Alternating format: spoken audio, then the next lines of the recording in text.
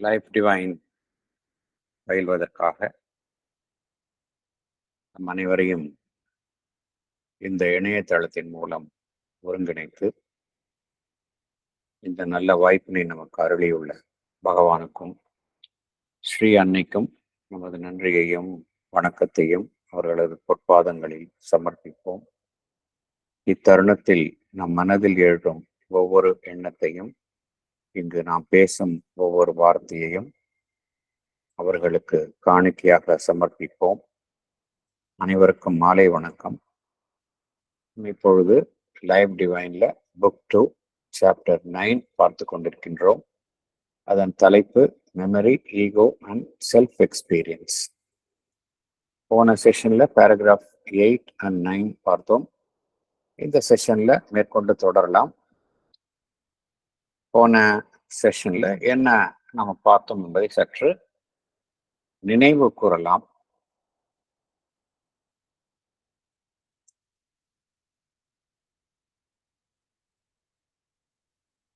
இந்த மனம் என்கின்ற உணர்வு நிலை, மென்டல் கான்சியஸ்னஸ், அது எவ்வாறு செயல்படுகின்றது?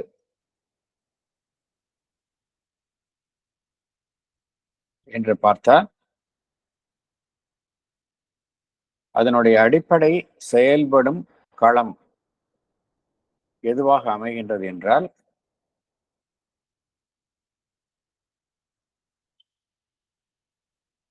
தொடர்ச்சியாக நாம் எதிர்கொள்ளும் இந்த காலத்திற்கு உட்பட்ட தருணங்கள், மொமெண்ட்ஸ் ஆஃப் டைம்.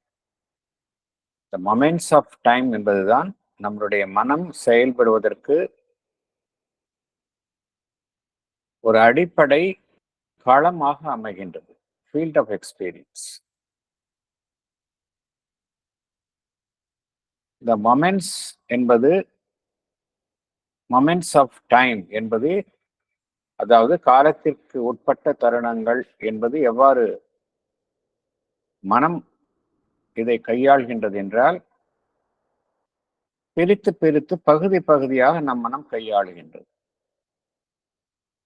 கடந்த காலம், நிகழ்காலம், எதிர்காலம், இன்றைக்கு, நேற்றைக்கு, 2 நாட்களுக்கு முன்னால், 1 மாதத்திற்கு முன்னால், 1 வருடத்திற்கு முன்னால் என்றெல்லாம் பகுதி பகுதியாக பிரித்து மனம் இந்த அனுபவங்களை எதிர்கொள்கின்றது. ஆகையால் அடிப்படை களமாக எது செயல்படுகின்றது என்றால், இந்த காலத்திற்கு உட்பட்ட பிரிவுபட்ட களங்கள், மொமெண்ட்ஸ் ஆஃப் டைம், இதுதான் அடிப்படை களமாக செயல்படுகின்றது. இந்த களத்தில் மனம் என்ன செய்கின்றது? அனுபவங்களை எதிர்கொள்கின்றது. ஸோ அனுபவங்கள் என்பது இந்த பகுதி பகுதியாக காலத்திற்கு உட்பட்டு பிரிக்கப்பட்ட தருணங்களில் எதிர்கொள்பவை தான் அனுபவங்கள் என்பது. அனுபவங்கள் அதற்கு மேலே நடக்கின்ற நிகழ்ச்சிகளாகத்தான் மனம் காண்கின்றது. அடிப்படை அந்த காலம், அதற்கு மேலே அதில் நடக்கக்கூடிய அனுபவங்கள், எதிர்கொள்ளக்கூடிய அனுபவங்கள். இந்த அனுபவங்கள் தொடர்ச்சியாக ஒவ்வொருவருக்கும் ஏற்படுகின்றன.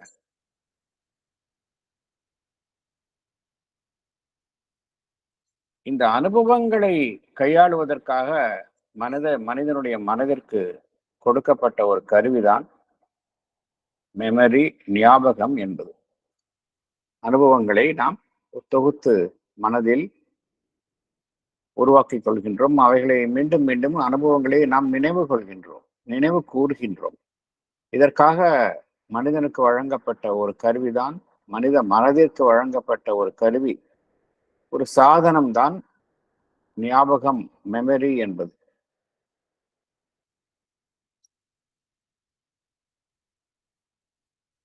இந்த ஞாபகம் என்பது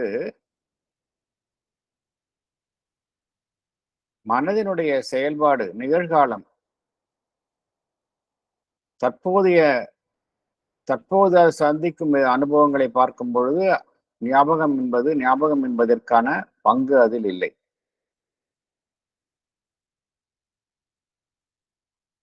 ஏனென்றால்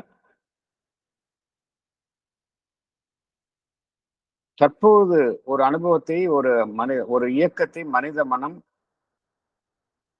எதிர்கொள்கின்றது என்றால், அந்த இயக்கத்தை உணர்வது புலன்களினால் அந்த இயக்கத்தினுடைய செயல்பாட்டை அது உணர்கின்றது. சோ அது புலன்களின் செயல்பாடாக இருக்கின்றது. அந்த இயக்கத்தை அது பார்க்கின்றது.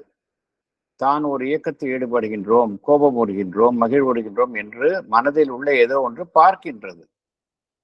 சோ இதுவும் மனதினுடைய அந்த ஒரு பார்க்கும் செயலாகத்தான் இருக்கின்றது. ஒன்று புலன்களின் மூலமாக அறியப்படும் செயல், மற்றொன்று அதை பார்க்கும் செயல். இந்த இரண்டு செயல்களும் நிகழ்காலம் குறித்த அனுபவத்தில் ஏற்படுபவை. இங்கு மெமரி, ஞாபகம் என்பதற்கு அவசியம் இல்லாமல் போகின்றது. ஏனென்றால் அது தற்போது நடைபெறுகின்றது. எங்கு அந்த ஞாபகம் என்கின்ற அதனுடைய செயல்பாடு தேவைப்படுகின்றது என்றால், என்னுடைய அனுபவங்களை, காலத்திற்குட்பட்டு தொடர்ச்சியாக நான் எதிர்கொண்டுள்ள அனுபவங்களை, அதை நான் கடந்த காலம், நிகழ்காலம், எதிர்காலம் என்றெல்லாம் வகைப்படுத்துகின்றேன். வகைப்படுத்தி அந்த அனுபவங்களை நான் மீண்டும் நினைவு கொள்ளும் பொழுது அந்த ஞாபகம் என்கின்ற சாதனத்தினுடைய உதவி எனக்கு தேவைப்படுகின்றது. சற்று முன் கோபமாக இருந்தேன், அல்லது நான் இப்பொழுது கோபமாக இருக்கின்றேன், தொடர்ந்து கோபமாக இருக்கின்றேன். கடந்த காலத்தில் கோபமாக இருந்தேன், ஒரு விஷயம் குறித்து கோபமாக இருந்தேன்.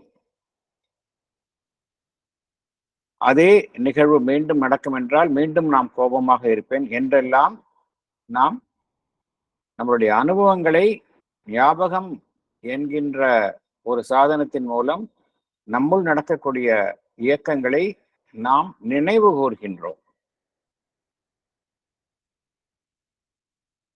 அது மாத்திரமல்ல, இந்த ஞாபகம் என்கின்ற அந்த சாதனம் என்ன செய்கின்றது, கடந்த கால குறித்த அனுபவத்தையும் நமக்கு நம்முள் கொண்டு வருகின்றது.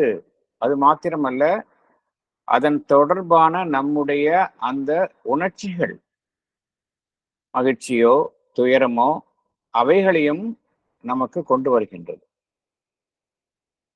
ஒரு செயல், ஒரு விஷயம், ஒரு நிகழ்ச்சி நம் மனதை மிகவும் பாதித்து இருந்தால், நமக்கு மிகவும் துயரை நமக்கு உண்டாக்கியிருந்தால், அது குறித்த ஞாபகம், தற்காலத்தில் அது குறித்த ஞாபகம் மீண்டும் அதே உணர்ச்சியை நம்முள் கொண்டு வருகின்றது.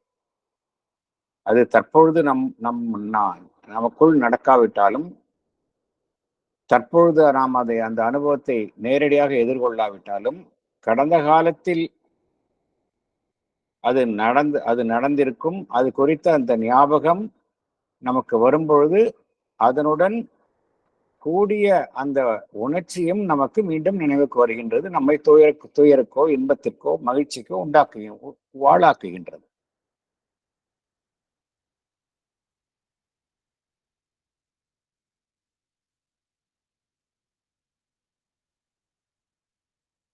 இந்த ஒரு மனிதனுடைய கடந்த காலம் என்பது எப்பொழுதுமே அவனுக்கு பின்னால் செயல்படுகின்றது. அவனுடைய ஜீவனுக்குள் இருக்கின்றது.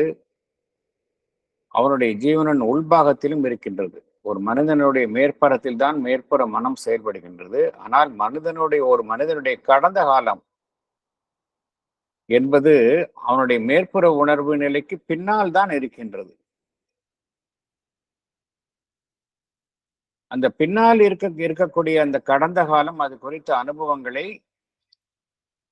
எதன் மூலமாக நாம்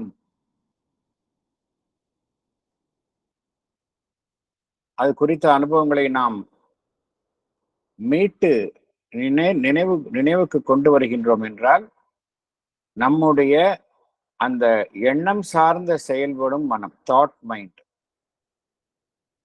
அதில் ஒரு பகுதியாக செயல்படுவதுதான் நம்முடைய அந்த மெமரி என்பது. அது என்ன செய்கின்றது, நம்மளுடைய கடந்த காலம் ஒரு பறந்து விரிந்து ஆழமாக இருக்கக்கூடிய ஒரு மிகப்பெரிய ஒரு அம்சமாக ஒவ்வொரு மனிதனுக்கும் மனித மனதிற்கும் அதற்கு பின்னால் கடந்த காலம் என்கின்ற ஒன்று இருக்கின்றது. அது எண்ணற்ற விஷயங்கள் கடந்து இருக்கின்றன, பொதிந்து இருக்கின்றன. அவைகளை மீட்டு எது ஒரு மனிதனுக்கு அந்த அனுபவங்களை மீட்டு தருகின்றது என்றால், அந்த மனிதனுடைய அந்த தாட் மைண்ட், சிந்திக்கும் மனம், அதை ஒட்டி செயல்படும் அந்த மெமரி, அந்த ஞாபகம் என்பது இந்த கடந்த காலத்தில் பொதிந்துள்ள விஷயங்களை அவனுக்கு மீட்டு தருகின்றது.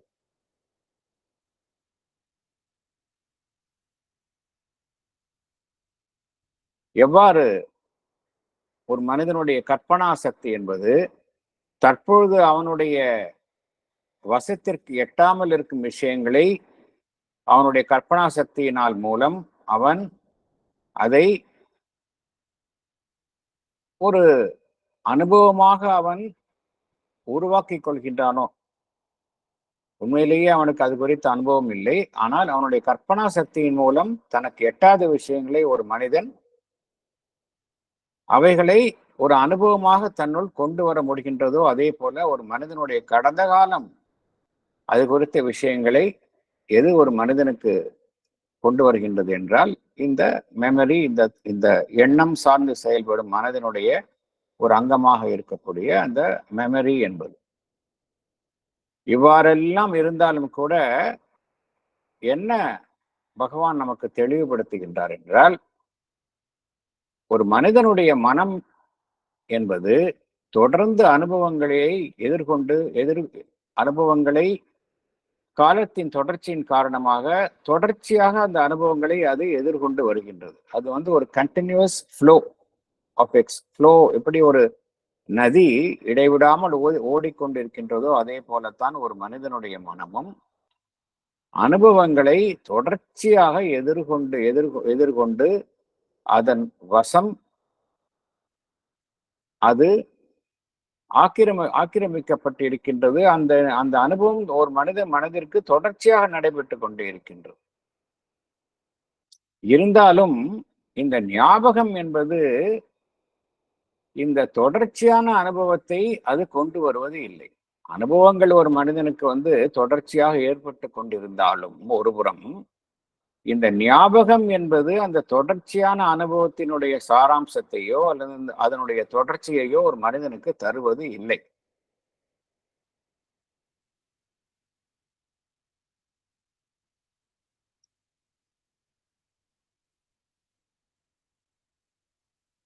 ஏன் ஞாபகம் என்பது ஒரு மனிதனுக்கு தேவைப்படுகின்றது என்றால், ஒரு மனிதனுடைய உணர்வு நிலையை எடுத்துக்கொண்டால் அது தொடர்ச்சியாக இருப்பது இல்லை. ஒரு மனிதனுடைய கான்சியஸ்னஸ் அது எப்படி இருக்கின்றது என்றால், அது டிவைடட், பகுதி பகுதியாகத்தான் இருக்கின்றது. அதில் எப்பொழுதுமே ஒரு மனிதனுடைய உணர்வு நிலையில் தொடர்ச்சி இருப்பது இல்லை.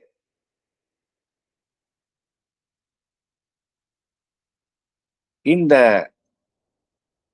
இடைவெளியை சரி செய்வதற்காக நமக்கு வழங்கப்பட்ட சாதனம் தான் நம்முடைய அந்த மெமரி என்பது.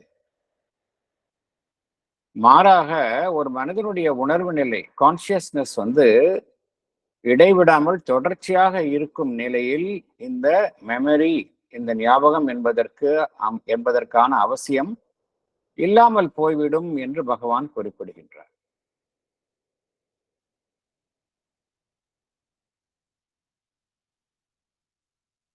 ஏனென்றால் நம்முடைய உணர்வு நிலையை எடுத்துக்கொண்டால் அது கணத்திற்கு கணம் தாவுகின்றது.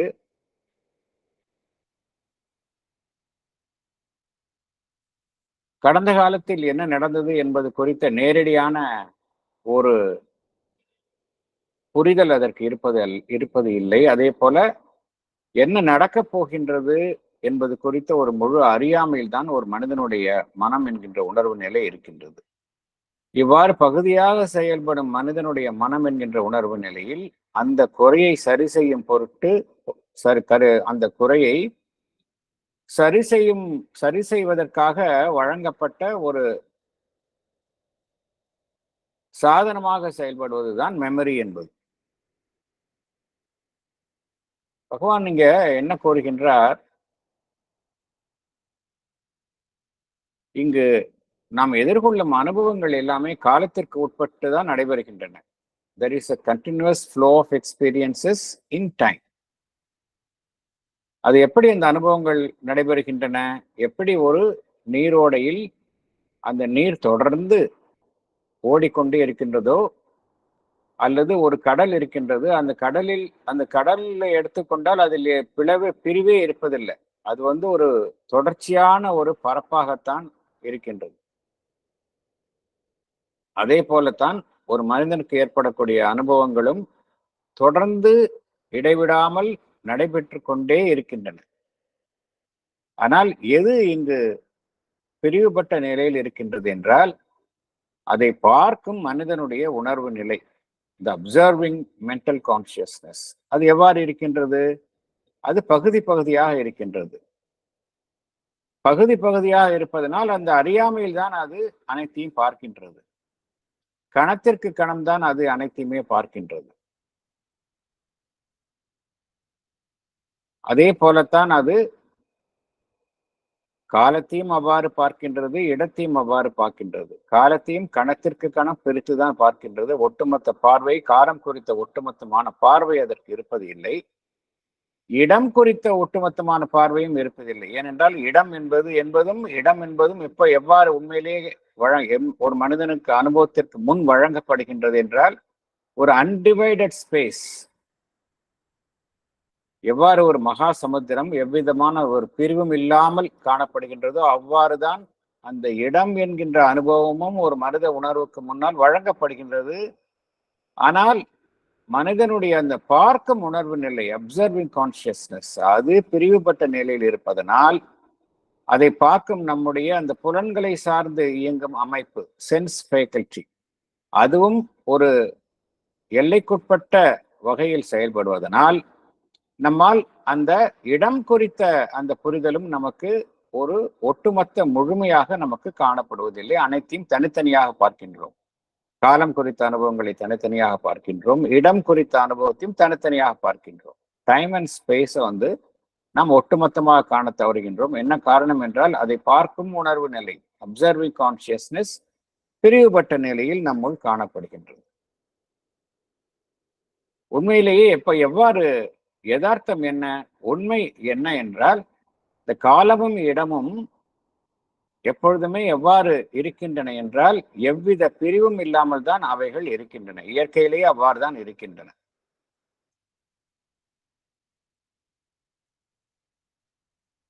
ஆனால் பார்க்கும் உணர்வு நிலையில் அந்த ஒரு கேப்ஸ், ஒரு பிரிவு, ஒரு இடைவெளி இருப்பதனால் இந்த இடைவெளியை சரி கட்டுவதற்காக நம்முடைய அறியாமைக்குட்பட்ட மனம் இந்த இடைவெளியை சரி கட்டுவதற்காக இந்த ஞாபகம் என்கின்ற ஒரு சாதனத்தின் மூலமாக இந்த குறையை அது சரி கட்ட முயலுகின்றது.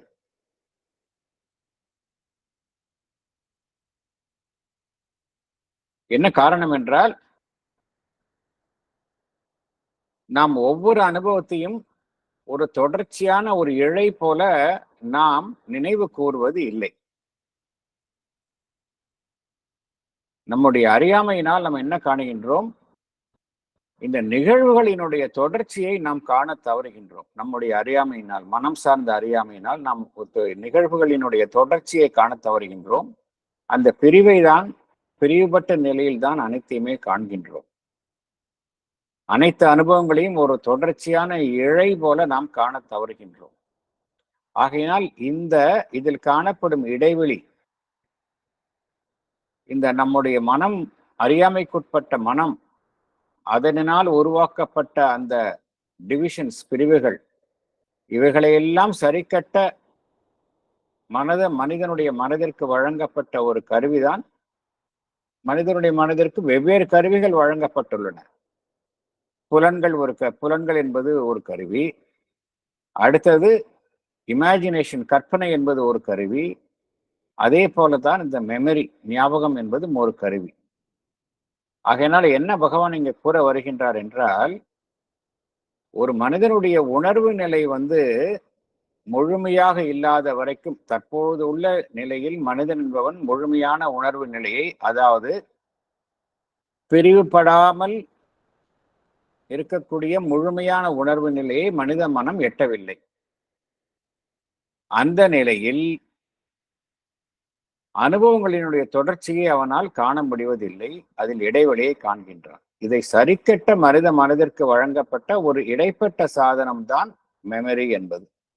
ஒரு மனிதனுடைய உணர்வு நிலை உயர்நிலையை எட்டிய பின்பு அங்கு அந்த உணர்வு நிலையில் பிரிவு இல்லாமல் தொடர்ச்சியாக இருக்கும் பட்சத்தில் இந்த மெமரி என்பதற்கான தேவையும் அங்கு இல்லாமல் போய்விடும் என்ற கருத்தை தான் பகவான் இங்கு கூறுகின்றார்.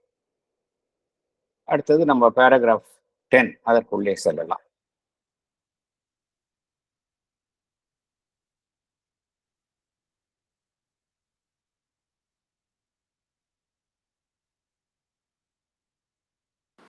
புவனசுந்தரி மேடம், சுந்தர் சார் வரல. Can you please read?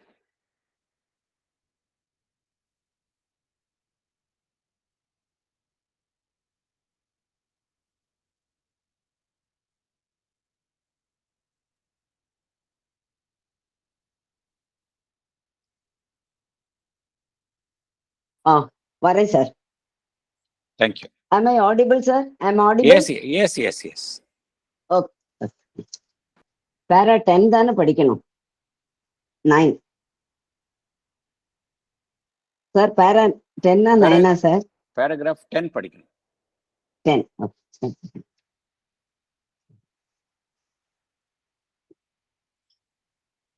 The life divine.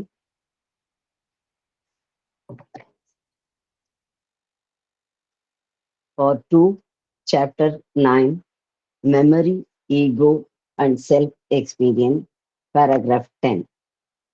There is then in me this flowing stream of the world sea, and anger or grief or any other inner movement can occur as a long continued wave of the continuous stream.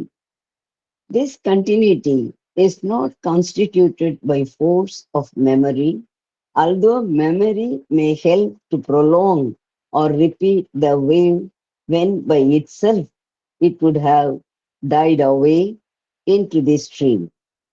The wave simply occurs and continues as a movement of conscious force of my being carried forward by its own original impulsion of disturbance. Memory comes in to prolong the disturbance by a recurrence of the thinking mind to the occasion of anger, or of the feeling mind to the first impulse of anger by which it justifies itself in a repetition of the disturbance. Otherwise, the perturbation would spend itself and only recur when the occasion itself was actually repeated. The natural recurrence of the wave, madam, இதோட அடுத்து explain பண்ணிடுறேன். நீங்க book பார்த்து படிக்கிறீங்களோ? Book பார்த்து படிக்கிறேன் sir. சரி, பரவாயில்ல. இதோட இது எக்ஸ்பிளைன் பண்ணிடுறேன். Thank you. Okay, thank you. Explanation படிங்க. Can I read, sir? Yes, please. Explanation. We have seen that there is a continuous flow of things in space and time without any gap or division. It is like a continuous stream or sea. It is our ignorance that sees the gap or division. In oneself, there is this flowing stream of the world sea. Anger or grief or any other inner movement can occur as a long continued wave of this continuous stream. This continuity in the wave of movement of anger or grief is not constituted by force of memory. Yet, memory may help to prolong or repeat the wave when it would have died away by itself into the stream. The fact is, the wave simply occurs and continues as a movement of conscious force of one's being carried forward by its own original impulsion of disturbance. Memory only comes into prolong the disturbance by a recurrence of the thinking mind to the occasion of anger or by the feeling mind to the first impulse of anger by which our mind justifies itself in a repetition of the disturbance. But for the memory, the perturbation would spend itself and only recur when the occasion itself was actually repeated. In other words, memory is only responsible for prolongation of experience associated with moments like anger or grief and not for the origin of moment itself. Thank you, sir. Thank you. Thank you.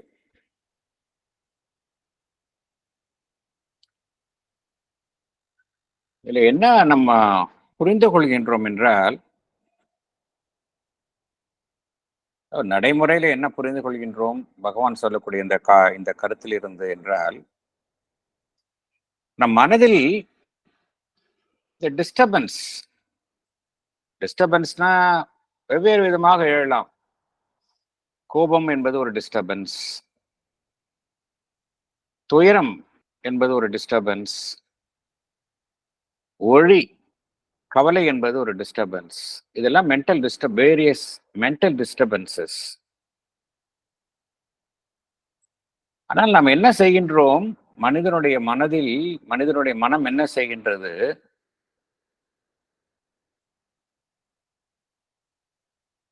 இந்த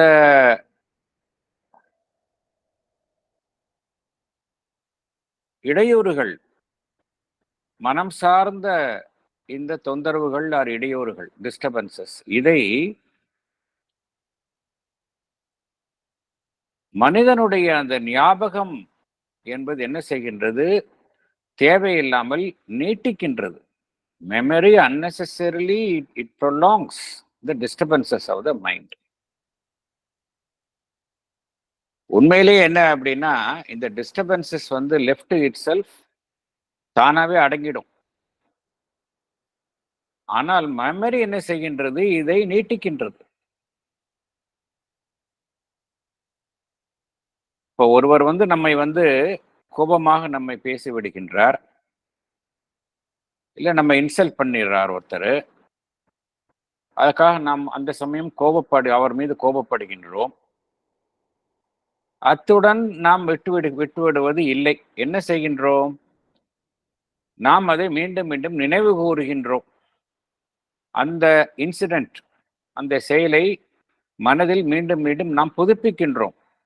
புதுப்பித்து மீண்டும் அதே உணர்வுகளை நம்முள் கொணர்கின்றோம். இது எவ்வாறு செய்கின்றோம், நம்முடைய மெமரி என்பதன் மூலமாகத்தான் செய்கின்றோம்.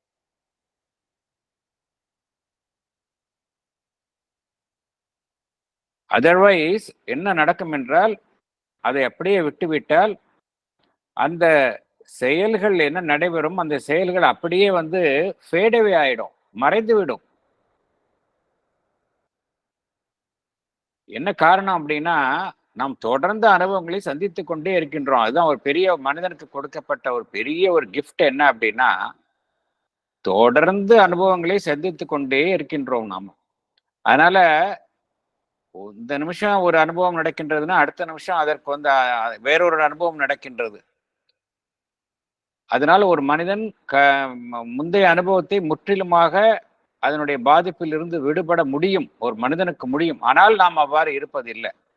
என்ன செய்கின்றோம், நாம் அந்த அனுபவம் குறித்த ஞாபகத்தை மீண்டும் மீண்டும் நாம் நம்முள் கொணர்ந்து அந்த உணர்ச்சியையும் நாம் மீண்டும் மீண்டும் நம்முள் கொண்டு வருகின்றோம். ஒரு வெறுப்பான உணர்ச்சி அல்லது கோபமான உணர்ச்சி, வருத்தமான உணர்ச்சி, இவைகளை மீண்டும் மீண்டும் மீண்டும் நாம் கொண்டு வருகின்றோம். மகிழ்வான உணர்ச்சிகளை நாம் நினைவு கூர்ந்தால் அது தவறு எதுவும் நடப்பது இல்லை. மகிழ்வான உணர்ச்சி, நன்றி கலந்த உணர்ச்சி, இதெல்லாம் பாசிட்டிவ் இமோஷன்ஸ். அது குறித்த ஞாபகம் நமக்கு தீங்கு விளைவிப்பது இல்லை. ஆனால் நெகட்டிவ் இமோஷன்ஸ் நம்ம வந்து மீண்டும் மீண்டும் நினைவு கூறும் பொழுது அது மீண்டும் மீண்டும் எத்தகைய ஒரு எதிர்மறையான ஒரு தாக்கத்தை நம்முள் அப்பொழுது அந்த நிகழ்வின் பொழுது ஏற்படுத்தியதோ அதே தாக்கத்தை மீண்டும் நம்முள் ஏற்படுத்துகின்றது. ஆகையினால் பகவான் இங்க என்ன கூறுகின்றார்? இந்த மெமரி என்பது இட் ப்ரொலாங்ஸ் டிஸ்டர்பன்சஸ். நம்முடைய சிந்திக்கும் மனத்தில் அது மீண்டும் மீண்டும் அது தோன்றுவதால் இந்த இடையூறுகள், இந்த டிஸ்டர்பன்சஸ் வந்து நீட்டிக்கப்படுகின்றன அப்படிங்கிறார். அதனால் நம்ம என்ன செய்கின்றோம்? இந்த இடத்துல வந்து மெமரி என்பது ஒரு சாதனம் தான், நமக்காக வழங்கப்பட்ட சாதனம் தான், கருவிதான். அதை நாம் தவறாக உபயோகப்படுத்துகின்றோம். we misuse the memory. ஏற்கனவே நம்ம சொன்னது போல் நம்ம சரியான முறையில் தான் அது உபயோகப்படுத்த வேண்டும். மீண்டும் மீண்டும் அன்னையை நினைவு கூறலாம். நாம் ரிமெம்பரன்ஸ் ஆஃப் த மதர் என்பது ஒரு நல்ல முறையில் நம்முடைய ஞாபகத்தை, அன்னை குறித்த விஷயங்களை ஞாபகம் கொள்ளுதல், நல்ல விஷயங்களை ஞாபகப்படுத்திக் கொள்ளுதல், இதெல்லாம் வந்து பாசிட்டிவ் திங்ஸ். நெகட்டிவ் இதை நம்ம மீண்டும் மீண்டும் நம்ம நினைவு கூறும்பொழுது என்ன நடைபெறுகின்றது என்றால் அதனுடைய பாதிப்பை நம்முள் மீண்டும் மீண்டும் கொண்டு வருகின்றோம். ஆகையினால் இந்த என்ன உணர்கின்றோம் என்றால் இந்த அனுபவங்கள் எல்லாமே வந்து எப்படி ஒரு நீரோட்டத்துல மேல அலைகள் வந்து தோன்றி மறைகின்றனவோ அதே போல அத்தகைய மனம் என்கின்ற அந்த உணர்வு நிலையினுடைய நீரோட்டத்துல இத்தகைய அனுபவங்கள், டிஸ்டர்பன்சஸ் வந்து மேலே அலைகள் போல தோன்றி மறைந்து கொண்டேதான் இருக்கின்றன. ஆனால் அது போக்கிற்கு விட்டுவிட்டால் அந்த அனுபவங்கள், அந்த அலைகள் அந்த தோன்றி உடனேயே மறைந்து விடுகின்றன. ஞாபகம் என்கின்ற அந்த சக்தி அதை நீட்டிக்காத பட்சத்தில் அவைகள் மறைந்து விடுகின்றன.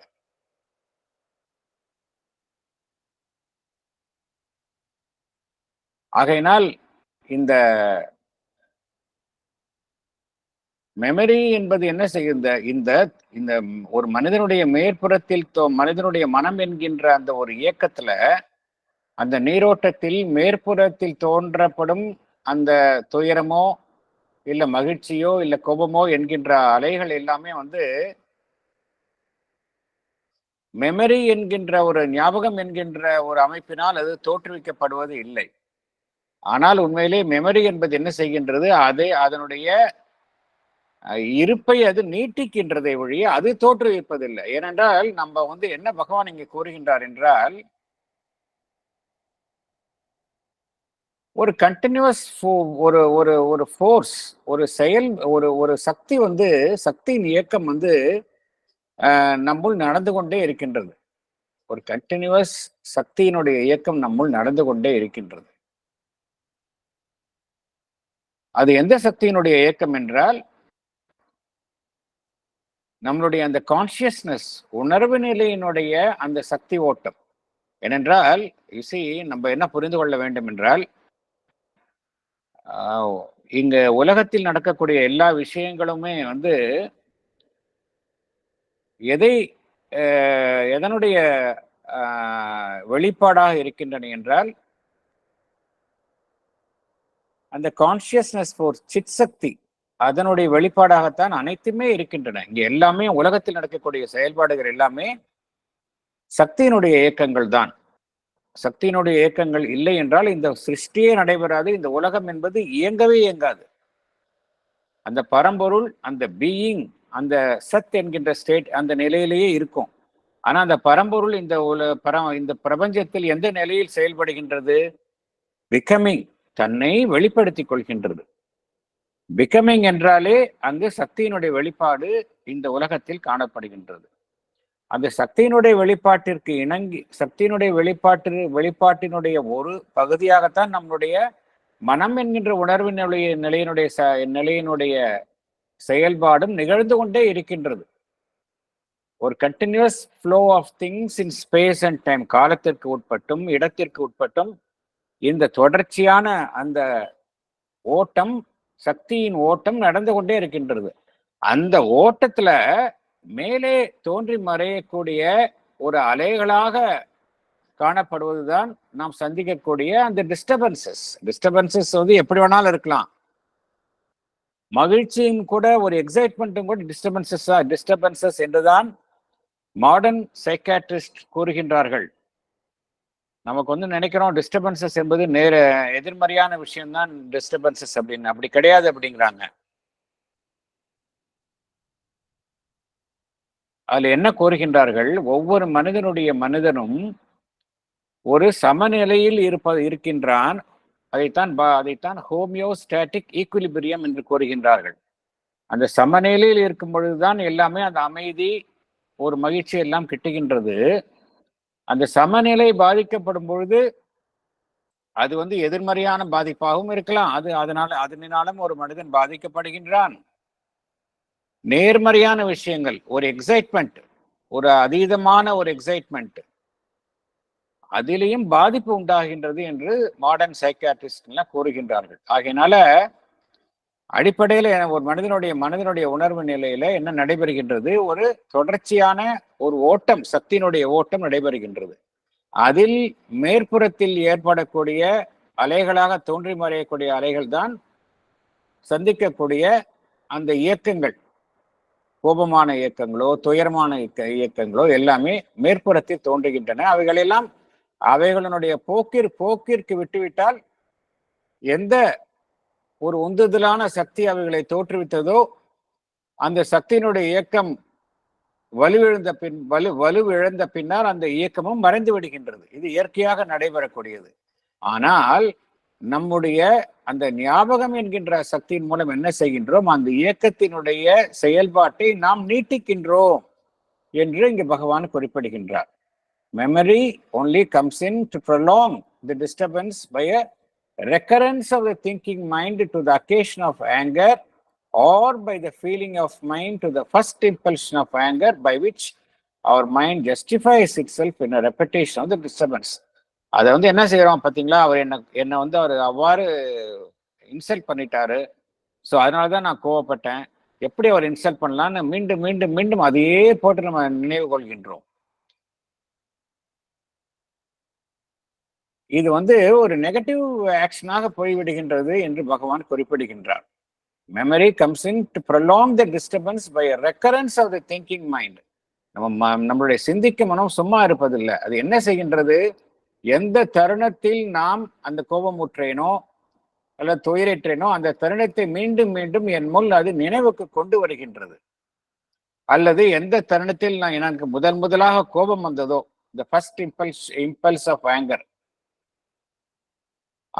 அதை மீண்டும் மீண்டும் என்னுடைய சிந்திக்கும் மனம் என் முன் நினைவுக்கு கொண்டு வந்து, என்னுடைய ஞாபகம் அதை நினைவுக்கு கொண்டு வந்து அதை என்னுடைய செயலை அது நியாயப்படுத்துகின்றது. மீண்டும் மீண்டும் அதே உணர்ச்சிகள் எனக்கு வருகின்றன, மீண்டும் மீண்டும் அதை நான் நியாயப்படுத்துகின்றேன். இது நடக்கல அப்படின்னா இந்த மெமரி அப்படிங்கிற ஒரு ஒன்றினுடைய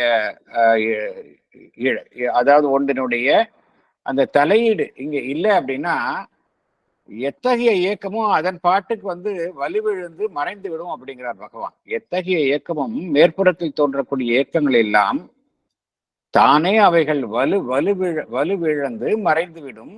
பட் மெமரி அப்படிங்கிற ஒரு விஷயத்துல ப்ரொலாங் பண்றோம் அப்படிங்கிறார். Otherwise the perturbation would spend itself and only recur when the occasion itself was actually repeated. மீண்டும் அதே மாதிரி ஒரு தருணம் வந்து அதே மாதிரி ஒருத்தர் இன்சல்ட் பண்ணாதான் நம்மளுக்கு வறுமை ஒழிய அதர்வைஸ் வராது. பட் நம்ம என்ன பண்றோம், அன்னெசரியா இந்த மாதிரி நெகட்டிவ் எக்ஸ்பீரியன்சஸை நம்ம ப்ரொலாங் பண்றோம், நீட்டிக்கிறோம். எப்படி நீட்டிக்கிறோம், மெமரி அப்படிங்கிறதால நீட்டிக்கிறோம் அப்படிங்கிறார். ஸோ இங்க வந்து நமக்கெல்லாம் ஒரு ப்ராக்டிக்கலா இது வந்து அப்கோர்ஸ் பகவான் சொல்லக்கூடிய விஷயம், வேறொரு விஷயத்தை நோக்கி சொன்னாலும் கூட இதெல்லாம் நான் இதுல நமக்கு எடுத்துக்கக்கூடிய இந்த ப்ராக்டிக்கல் டூல், பிட்டர் எக்ஸ்பீரியன்சஸ் மனசுல வச்சுக்கவே கூடாது. அதுதான் இங்க சொல்ற வர. Yes madam.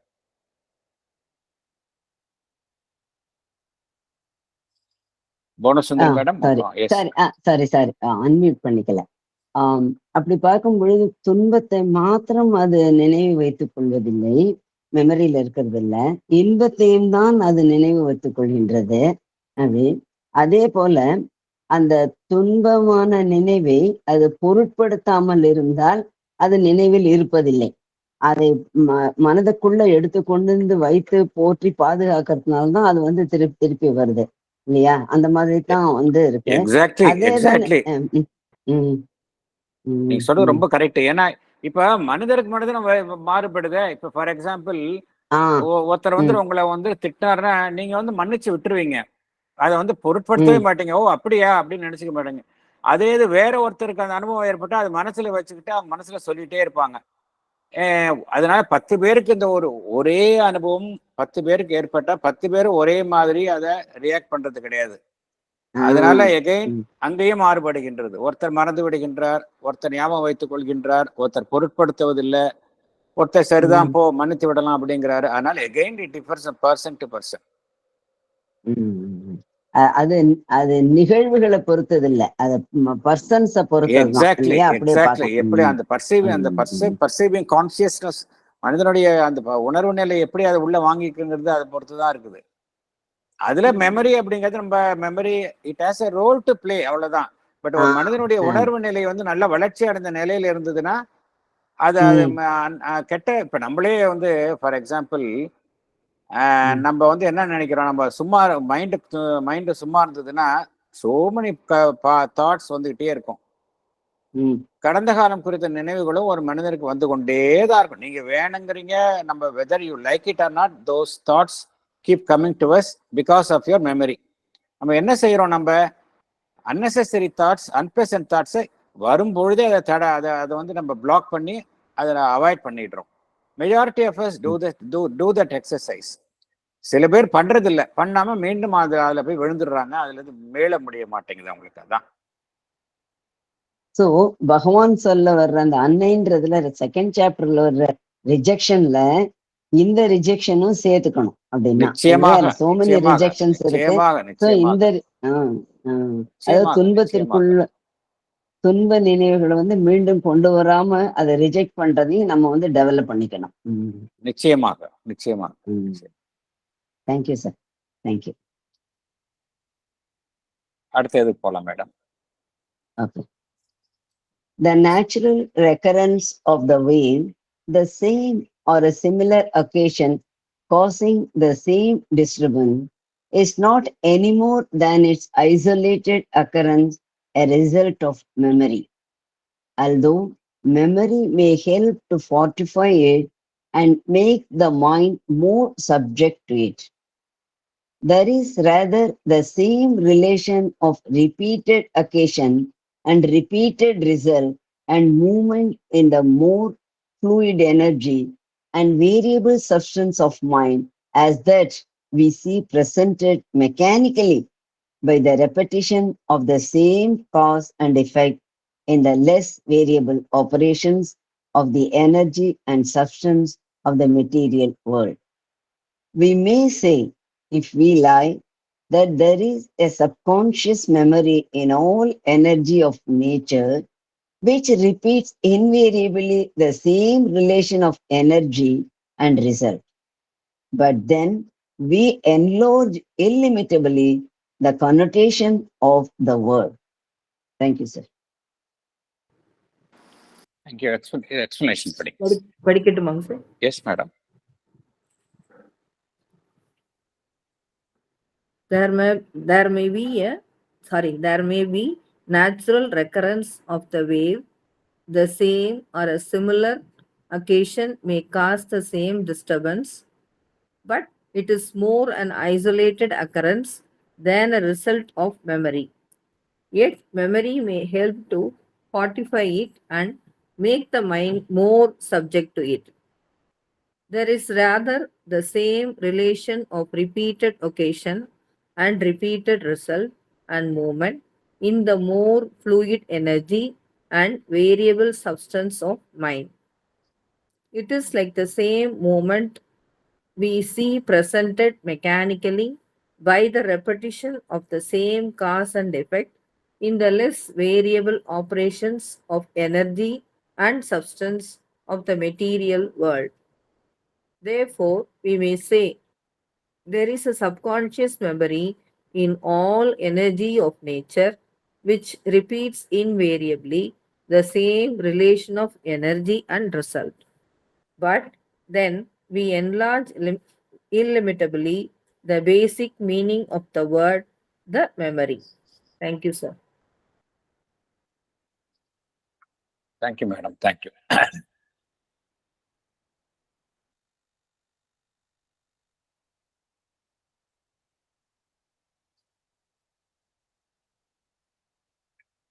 ஒரு அனுபவம் நமக்கு நிகழ்கின்றது. உதாரணத்திற்கு ஒருவர் நம்மிடம் சரியான முறையில் நடந்து கொள்வது இல்லை, நடந்து கொள்ளவில்லை. ஒரு தருணத்தில் ஒருவர் நம்மிடம் சரியாக நடந்து கொள்ளவில்லை. ஆகையினால் அந்த தருணத்தில் நாம் அவரிடம் ஒரு மனக்கசப்புடன் நம்முடைய அதிருப்தியை அவரிடம் தெரிவித்துக் கொள்கின்றோம்.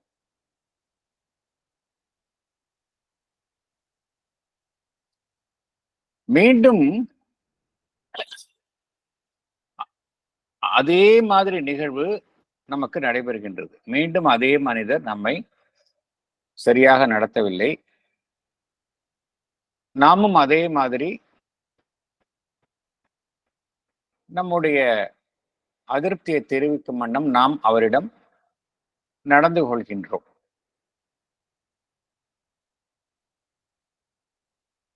இது எதனால் நடைபெறுகின்றது?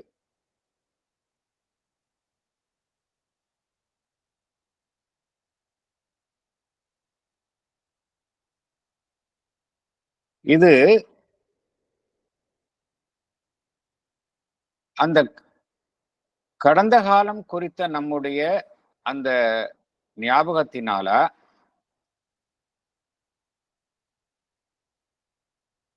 இல்லை வேறு ஏதாவது காரணமாக இருக்குமா? கடந்த காலத்தில் நாம் அவரிடம் நம்முடைய ஒரு எதிர்ப்பையோ அதிருப்தியோ தெரிவிக்கும் வண்ணம் அவருடைய செயலுக்காக நாம் நடந்து கொண்டோம். மீண்டும் அவர் அவ்வாறு நம்மிடம் நடந்து கொள்கின்றார்.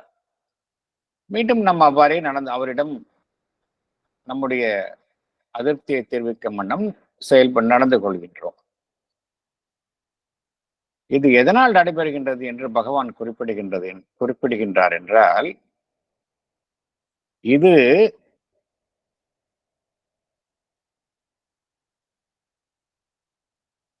ஞாபகம் அந்த கடந்த காலம் குறித்த அந்த நிகழ்வு குறித்த ஞாபகத்தினால் மட்டும் அல்ல என்று பகவான் குறிப்பிடுகின்றார்.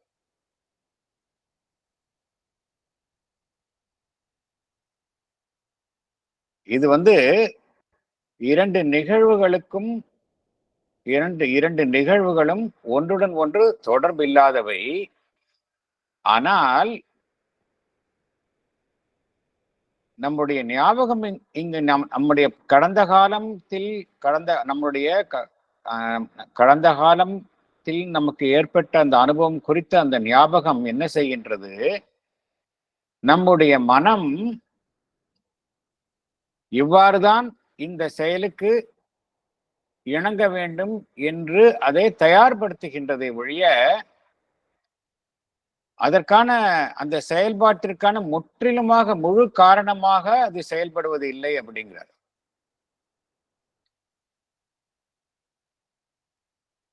இதுல என்ன நடைபெறுகின்றது என்றால், இந்த மனத்தினுடைய செயல்பாடுகள்ல பார்த்தோம் அப்படின்னா,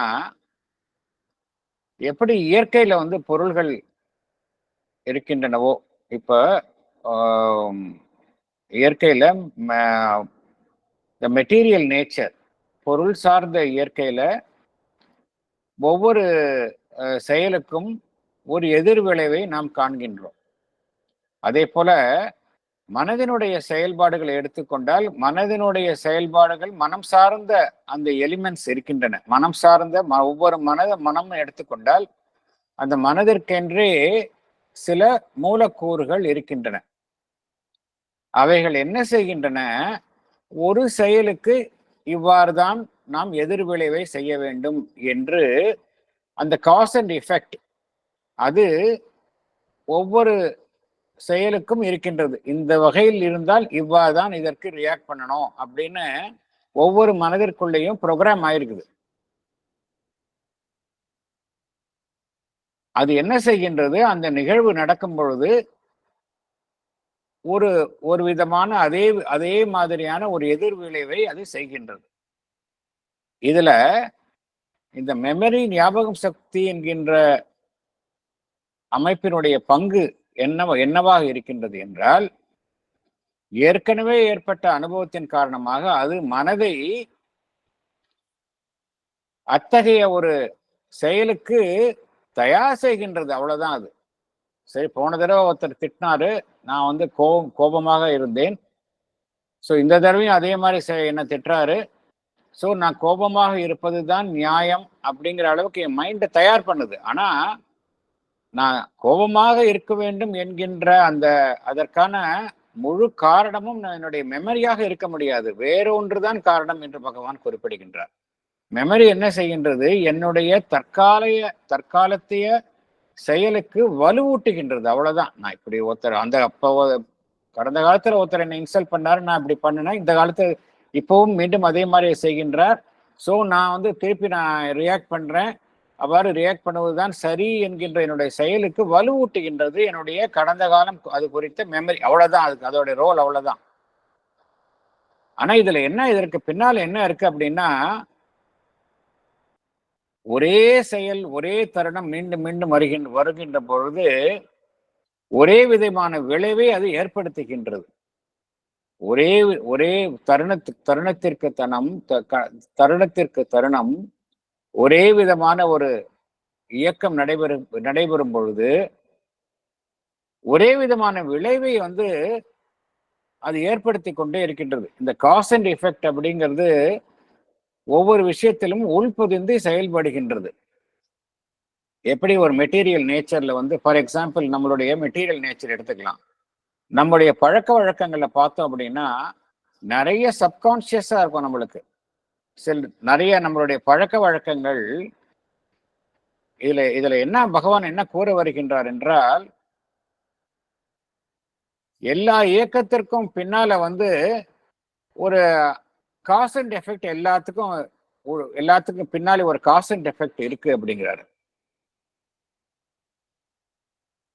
The same relation of repeated occasion and repeated result and movement in the more fluid energy and variable substance of mind as that we see presented mechanically by the repetition of the same cause and effect in the less variable operations of the energy and substance in the material world. We may say, if we like, that there is a subconscious memory in all energy of nature which repeats invariably the same relation of energy and the result. But then we enlarge illimitably the connotation of the word. அப்படிங்கிறார். என்ன சொல்றாரு பகவான், இந்த உலகத்தில் எல்லா நிகழ்வுகளுக்கும் பின்னால வந்து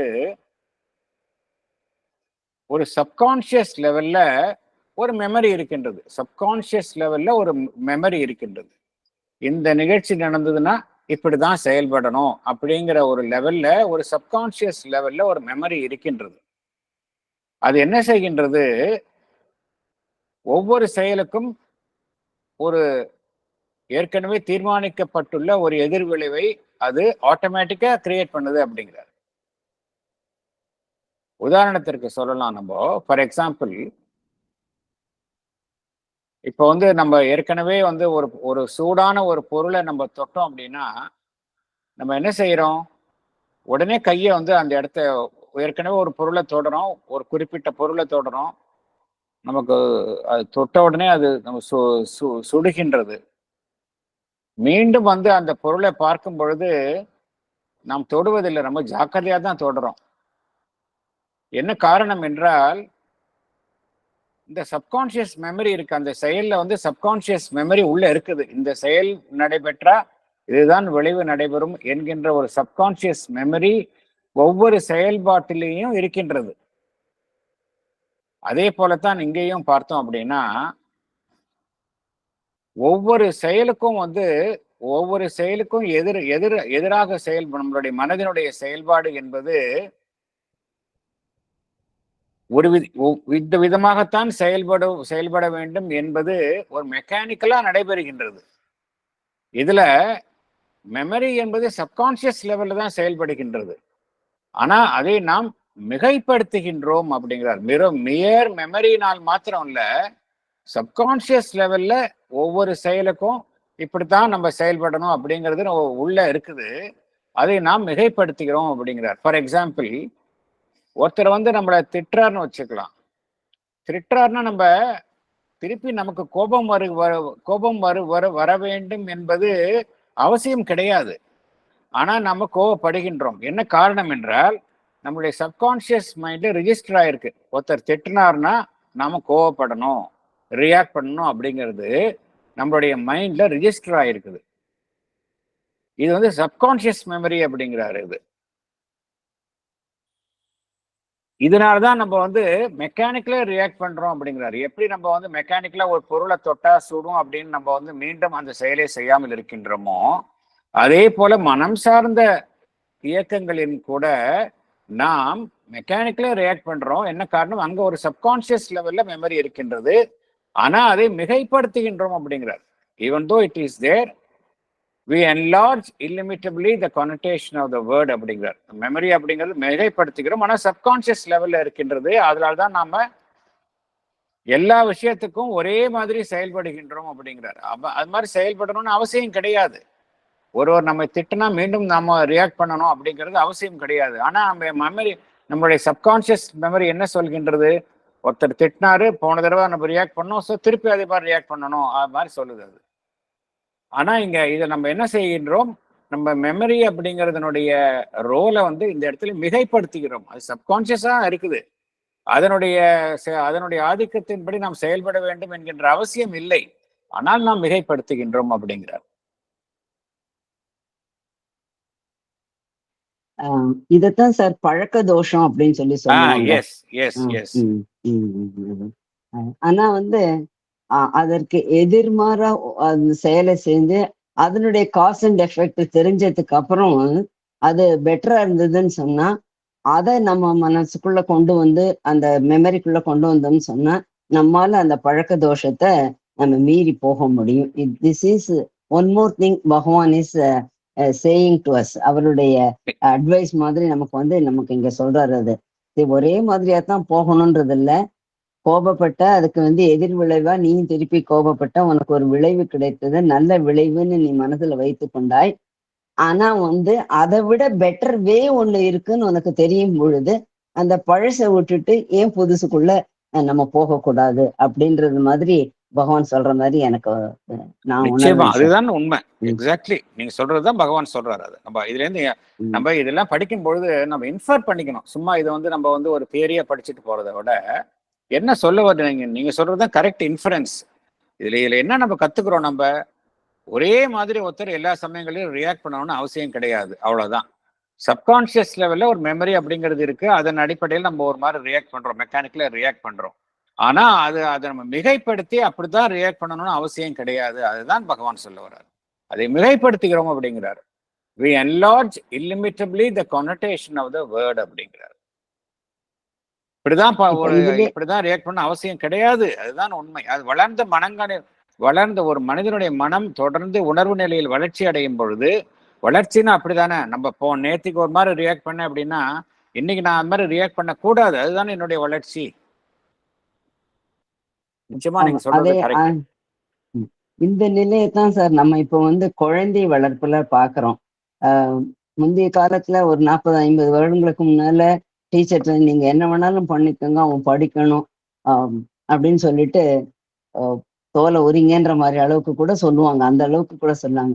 இப்போ வந்து அந்த மாதிரி சொல்றது இல்லை. ஈவன் பேரண்ட்ஸே உட்காந்து அந்த குழந்தை மனசுல படும்படியா அவங்க சொல்றாங்க. So there is a lot of change. அது அந்த மாதிரி வந்துட்டும் இருக்கு சார். அது ஒரே மாதிரி போகாதபடிக்கு. நிச்சயமாக. No doubt. நிச்சயமாக. Thank you sir. தேங்க்யூ. நிச்சயமாக.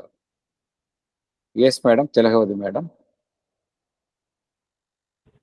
2 வேர்டுக்கு மட்டும் சார், இந்த கொனோட்டேஷன்ங்கிற வேர்டுக்கும் பெர்டர்பேஷன்ங்கிற வேர்டுக்கும் என்ன மீனிங் கரெக்டான்னு தெரியல சார்.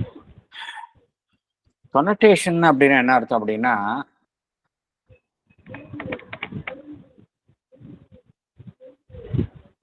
ஒரு விஷயம், ஒரு வார்த்தை வந்து ஒரு பொருளை சொல்ல வருது.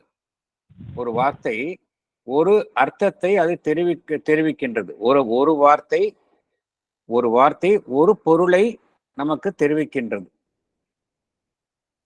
அதே சமயம் அதனுடன் ஒட்டியுள்ள வேறொரு பொருளையும் அது அந்த வார்த்தை தெரிவிப்பதாக நாம் மிகைப்படுத்துவது, அதுதான் கொனோட்டேஷன் அப்படிங்கிறது. இப்போ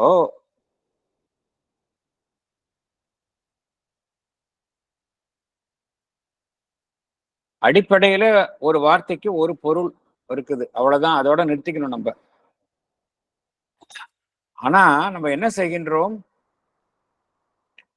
அந்த எது எது அது சொல்லாமல் இருக்கின்றதோ அதையும் சொல்லி அது சொல்லுது அப்படின்னு சொல்றோம் பாத்தீங்களா, அதுதான் கொனோட்டேஷன் அப்படிங்கிறது. இப்போ ஒரு வார்த்தை இருக்குது, அந்த வார்த்தை வந்து ஒரு சரியான ஒரு பொருளை தான், அடிப்படையில ஒரு கருத்தை தான், அந்த பொருளைத்தான் அது சுட்டி காட்டுகின்றது. அதே சமயம் நாம் என்ன செய்கின்றோம், அது சொல்லாமல் இருப்பதையும் நாம் மிகைப்படுத்தி அது சொல்லுவதாக சொல்கின்றோம் இல்லையா, அதுதான் வந்து கொனோட்டேஷன் அப்படிங்கிறது. மிகைப்படுத்தி சொல்லுதல், மிகைப்படுத்தி ஒரு வார்த்தையை புரிந்து கொள்ளுதல், அதான் அர்த்தம். அது கொனோட்டேஷன், அதான் அர்த்தம். மிகைப்படுத்தி ஒரு வார்த்தையினுடைய பொருளை புரிந்து கொள்ளுதல், எக்ஸாஜரேட் பண்றது, அதுதான் கொனோட்டேஷன். பெர்டர்பேஷன்னா டிஸ்டர்பன்ஸ், அவ்வளவுதான். ஐ எம் பெர்டர்ப்ட் அப்படின்னு சொல்றோம்ல, ஐ எம் பெர்டர்ப்ட்னா என்ன அர்த்தம், நான் மனதினால் பாதிக்கப்படுகின்றேன். பெர்டர்ப்ட்னா டிஸ்டர்ப், கிட்டத்தட்ட அதே மீனிங் தான். பெர்டர்ப்ட்னா ஒரே அர்த்தம் தான். ஐ எம் பெர்டர்ப்ட் சொல்றோம்ல, ஐ எம் டிஸ்டர்ப், பெர்டர்ப்ட்னா டிஸ்டர்ப்னு அர்த்தம், அவ்வளவுதான். சார் ரங்கராஜன் சார், ஒரு நிமிஷம் நான் சொல்லிடுறேன் இதோட சேர்ந்து. இந்த கொனோட்டேஷன்ற வார்த்தைக்கு சார், அதே வந்து நம்ம தமிழ்ல இல்ல சான்ஸ்கிரிட்ல கொனஸ்டியா பேசாதான்னு சொல்லுவோம். அதாவது நேர சொல்ற அர்த்தம், அவன் பெரிய கொனஸ்ட பேர் வழி அப்படின்னு சொல்லுவாங்க. அதாவது வார்த்தைகளுக்கு உள்ள போய் அர்த்தம் கண்டுபிடிச்சு புது இதை சொல்றது அப்படின்ற மாதிரி கொனஸ்டியா பேசாதன்னு சொல்லுவாங்க சார். இதே இது வந்து அங்கேயும் வருது. Correct correct correct. Sir Rangarajan sir.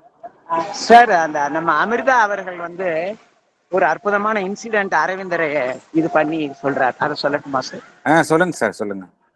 Amrita வந்து ஆரம்பத்துல இருக்கும்போது பகவான் வந்து இந்த ஆர்யாவுக்கு எழுதி கொடுக்கறத அவன் வந்து வாங்கிட்டு போய் இது பண்ணணுமா. அவன் வந்து என்ன பண்ணுவானா, தண்ணி அடிச்சுட்டு ரொம்ப இதெல்லாம் பண்ணிட்டு வருவானா.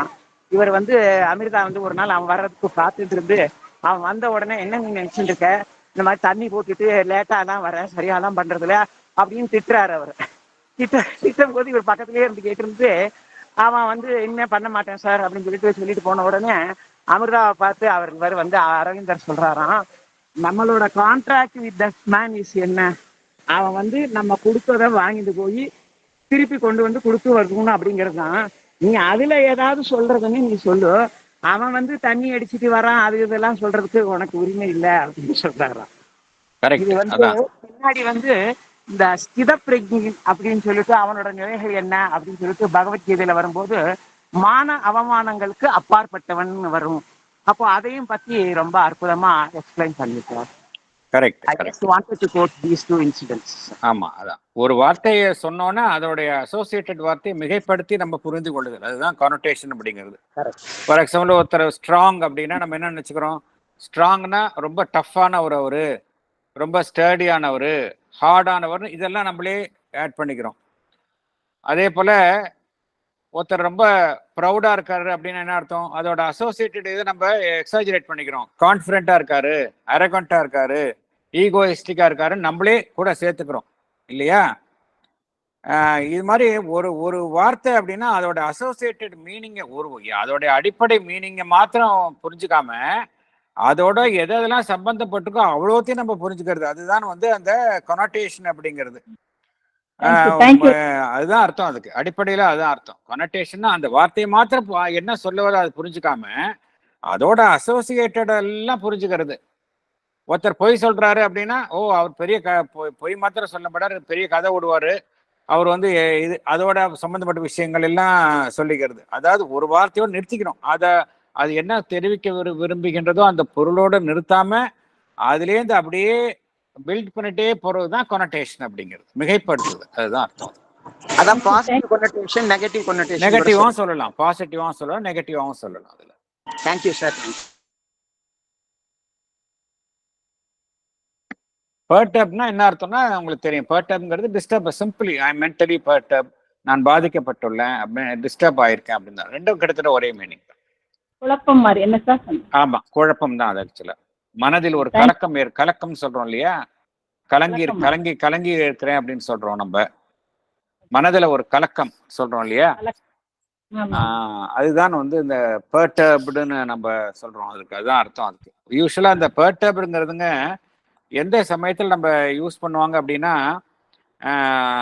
மனம் சார்ந்த விஷயங்கள் பாதிப்புகள் ஏற்படும் பொழுதுதான் வந்து ஐ எம் டீப்லி பர்டர்ப்ட் அப்படின்னு சொல்லுவாங்க. I am deeply perturbed to note that அப்படிங்கிற வார்த்தையை சொல்லுவாங்க. ரொம்ப ஆழமாக இது என்ன வந்து பாதித்திருக்கின்றது அப்படின்னு சொல்லுவாங்க. ஸோ அந்த பர்டர்ப்டுங்கிறது எகைன் அது மனம் சார்ந்த ஒரு டிஸ்டர்பன்ஸ்ன்னு நம்ம வச்சுக்கலாம். அதை நம்ம அதுதான் கரெக்ட். அதுல நீங்க சொல்லிருக்கீங்க, இருந்தா கூட எனக்கு மறந்துருச்சு. அதுதான் சரி. அதான் மனசுல வந்து ஒரு குழப்பம், ஒரு கலக்கம்லாம் கலக்கம்னா ஏற்படுகின்றது இல்லையா, அதைத்தான் நம்ம வந்து யூஸ்வலா மனம் சார்ந்த விஷயங்களை தான் அந்த வார்த்தையை யூஸ் பண்ணுவாங்க, பர்டப்னு யூஸ் பண்ணுவாங்க. டிஸ்டர்பன்ஸ் அப்படிங்கிறது எல்லாத்துக்கும் நம்ம யூஸ் பண்ணலாம் இல்லையா. இது ஏன் இந்த ஒரு பொருள்கள் இருக்கு, இந்த பொருளினுடைய அரேஞ்ச்மெண்ட் டிஸ்டர்ப் பண்ணாது அப்படின்னு சொல்றோம். ஆனா பர்டப்ங்கிறது மனம் சார்ந்த விஷயத்துக்கு தான் யூஸ் பண்றோம் ஸ்பெசிபிக்கா. அந்த வித்தியாசம் நம்ம புரிஞ்சுக்கணும். மனக்குழப்பம், மனக்குழப்பம், கலக்கம் இதெல்லாம் யூஸ் பண்ணிக்கலாம். Thank you very much sir. அடுத்தது பார்க்கலாம். In reality, we can only state a law of repetition in the action of the waves of conscious force by which it regularizes these movements of its own substance. Memory, properly speaking, is merely the device by which the witnessing mind helps itself to link together these movements and their occurrence and recurrences in the successions of time for time experience, for increasing use by a more and more coordinating will, and for a constantly developing valuation by a more and more coordinating reason. Thank you, sir. Thank you, madam. Thank you. Explanation. Sir, படிக்கட்டுங்களா? Yes, madam. In fact, we can only say that there is a law of repetition in the action of the waves of conscious force. By such a law, the conscious force regularizes these movements of its own substance. Memory is only the device by which the witnessing mind helps itself to link together these movements and their occurrence and recurrences in the successions of time for time experience. It helps in the increasing use by a more and more coordinating will and for a constantly developing valuation by a more and more coordinating reason. Thank you, sir. Thank you, madam. Thank you.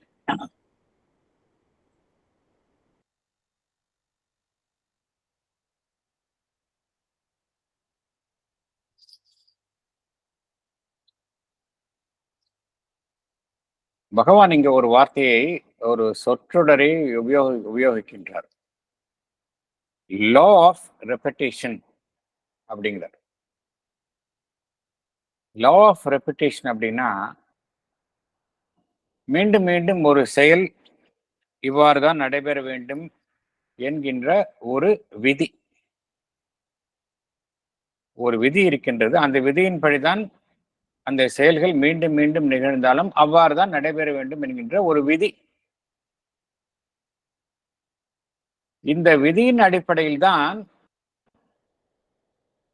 நம்மை இயக்கும் சக்தி, ஒவ்வொரு மனிதனையும் பார்த்தோம் அப்படின்னா அந்த சக்தி தான் இயக்குகின்றது. ஏதோ ஒரு சக்தி தானே நம்ம எல்லாம் இயக்குகின்றது.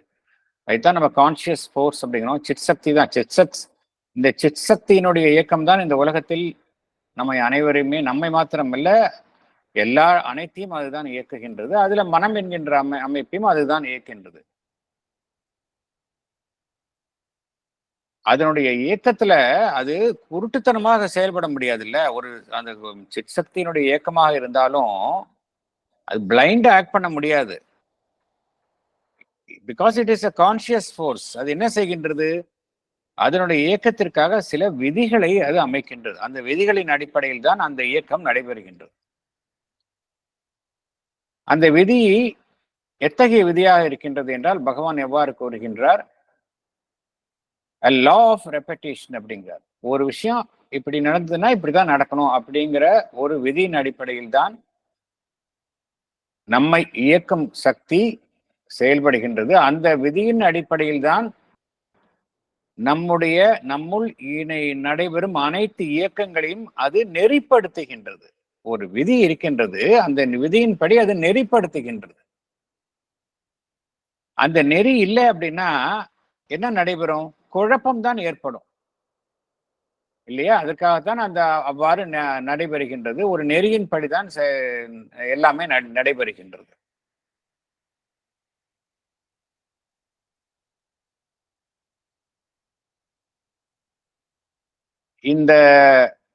இத நம்ம நடைமுறையில நம்ம நிறைய தடவை பாக்குறோம்.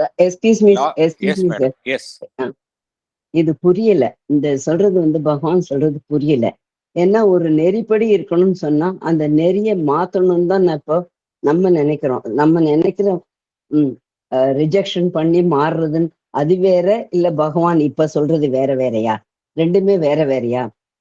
லான்றது கேபிட்டல் எல் இந்த மாதிரி அந்த மாதிரி உலகத்தினுடைய நியதி அப்படின்றதுவா லா ஆஃப் ரெப்படிஷன் அப்படின்றது. அதாவது பிறப்பு இறப்புன்றது லா ஆஃப் ரெப்படிஷன் இல்லையா? எப்படி அது லா ஆஃப் ரெப்படிஷன் பகவான் எதை சொல்றது புரியல சார், கொஞ்சம் விளக்குங்களேன். இல்ல, அதாவது இந்த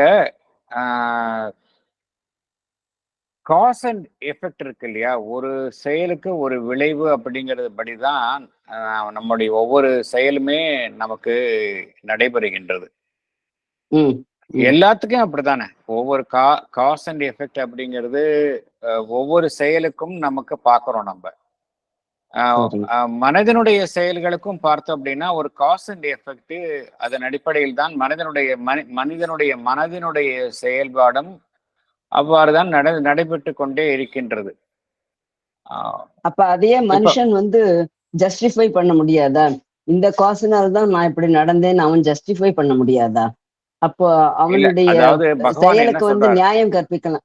இல்ல இது பகவான் என்ன சொல்றாரு இங்க, ஒரு பேசிக்கா ஒரு அடிப்படை விதி அப்படிங்கிறது ஒரு அடிப்படை விதி என்கின்ற அடிப்படையில் தான் ஒரு சக்தியினுடைய செயல்பாடு நிகழ்ந்தாக வேண்டும். ஒரு சக்தியினுடைய செயல்பாடு நடைபெறுகின்றது என்றால் ஏதோ ஒரு விதி, ஒரு அடிப்படை விதி இருக்க வேண்டும். அந்த அடிப்படை விதியில் தான் நடைபெற்றாக வேண்டும். இப்ப நம்மளுடைய மனிதனுடைய செயல்பாடு, நம்ம எண்ணற்ற எண்ணங்கள் செயல்படுகின்றோம். மனிதனுடைய மனதுல எண்ணங்கள் செயல்படுகின்றது, வில் பவர் செயல்படுகின்றது, நிறைய மைண்ட் அப்படிங்கறத எடுத்துக்கிட்டோம் அப்படின்னா there are so many activities மனிதனுடைய மனதுல இயங்கிக் கொண்டே இருக்கின்றன. இவையெல்லாம் இயங்கிக் கொண்டே இருந்தாலும் ஏதோ ஒரு சக்தி தானே அந்த ஒரு சக்தியினுடைய இயக்கமாகத்தானே நம்மளுடைய உடலினுடைய இயக்கமும் இருக்கின்றது, பிராணமயத்தினுடைய இயக்கமும் இருக்கின்றது, மனிதனுடைய இயக்கமும் ஒரு சக்தியினுடைய இயக்கமாகத்தான் அனைத்துமே இருக்கின்றன. அதனுடைய சக்தியினுடைய இயக்கமாகத்தான் இருக்கின்றன. அந்த சக்தியினுடைய இயக்கம் எப்படி அமைக்கப்பட்டுகின்றது, எவ்வாறு செயல்படுகின்றது என்றால் ஒரு ஒழுங்கிற்காக, லா ஆஃப் ரெப்படிஷன் ஒரு ஒழுங்கிற்காக அவ்வாறு இருக்கின்றது. அவ்வளவுதான். அது பேசிக்கலா ஒரு விதி இருக்கணும். அந்த விதி மாத்திரம் இல்லை அப்படின்னா கயாட்டிக் ஆயிடும் இல்லையா? குழப்பம் தானே வரும். ஒரு அடிப்படை செயல்பாடுல ஒரு விதி இருக்கணும் இல்லையா? அதற்காகத்தான் அந்த ஒரு விதியை நிர்ணயித்து அதன்படி இந்த இயற்கை செயல்பட்டு கொண்டிருக்கின்றது. பகவான் என்ன கூறுகின்றார்? In reality we can only state a law of repetition in the action of the waves of conscious force by which it regularizes these movements by its own substance. இதுல அதாவது ஃபார் எக்ஸாம்பிள் இந்த கோபம் வந்தால் ஒரு மாதிரி react பண்றோம், மகிழ்ச்சி வந்தால் ஒரு மாதிரி ரியாக்ட் பண்றோம், டிப்ரெஸ் ஆகிறோம்.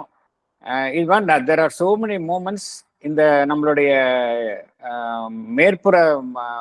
மேற்புற இயக்கத்துல ஒரு அலைகள் போல தோன்றி நடந்து கொண்டே இருக்கின்றன அப்படிங்கிறத நம்ம பார்க்கிறோம். கீழே தான் வந்து தொடர்ச்சியாக மனிதனுடைய இயக்கம் ஒரு நீரோட்டம் போல கீழே போயிட்டு இருக்குது. ஆனா அந்த மேற்புற இயக்கத்துல அலைகள் போல வெவ்வேறு இயக்கங்கள் தோன்றி மறைந்து கொண்டே இருக்கின்றன அப்படிங்கிறத நம்ம ஏற்கனவே பார்த்தோம். அதுல வந்து நிறைய எல்லா விதமான மனிதனுடைய இயக்கங்களும் அந்த மேற்புறத்தில் நடைபெற்று கொண்டே இருக்கின்றன. இந்த இயக்கம் எப்படி நடைபெறுகின்றது என்றால் ஒரு ஒரு ஒரு ஒரு ஒரு அடிப்படை விதியின்படி ரெப்படேஷன் படி நடைபெறுகின்றது. ஆனா எதற்காக நடைபெறுகின்றது என்றால் எல்லாமே இறுதியில ஒழுங்குபடுத்தப்படும். இப்போ ஃபார் எக்ஸாம்பிள் கோபம் வந்தா இப்படி ரியாக்ட் பண்றோங்கிறது ஆரம்பத்துல வருது, போக போக போக போக அது வந்து அடங்கி விடும். அப்படியே மகிழ்ச்சியை எக்ஸைட் ஆனா ஏதோ ஒரு மகிழ்வு தரக்கூடிய விஷயம் வந்து அது எக்ஸைட் ஆகிறோம் அப்படிங்கிறது ஆரம்பத்துல அந்த ஒரு அலை போல வருது. அப்புறம் போக போக போக அந்த அலை அடங்கி விடுகின்றது. இதுல என்ன இந்த லா ஆஃப் ரெப்படேஷன் அப்படிங்கிறது ஒரு செயல் இதுக்கு இப்பதான் ரியாக்ட் பண்ணணும் அப்படிங்கிறது மீண்டும் மீண்டும் நடைபெறும் பொழுது என்ன ஒரு ஒரு ஒரு ஒழுங்கு காணப்படுகின்றது என்றால் இது காலம் செல்ல செல்ல ஒரு ஒழுங்குடன் செயல்பட ஆரம்பித்து விடுகின்றது அப்படிங்கிறார். We can only state a law of repetition in the action of the waves of conscious force by which it regularizes these movements. Regularise பண்ணிடுது. முதல் தடவை நம்ம கோபப்பட்டோம், வயலண்டா ரியாக்ட் பண்றோம். அடுத்த தடவை அது மாதிரி பண்றது இல்லை. நம்ம அடுத்த தடவை கம்ப்ளீட்டா ரியாக்ட் பண்ணாம ஆயிடுறோம்.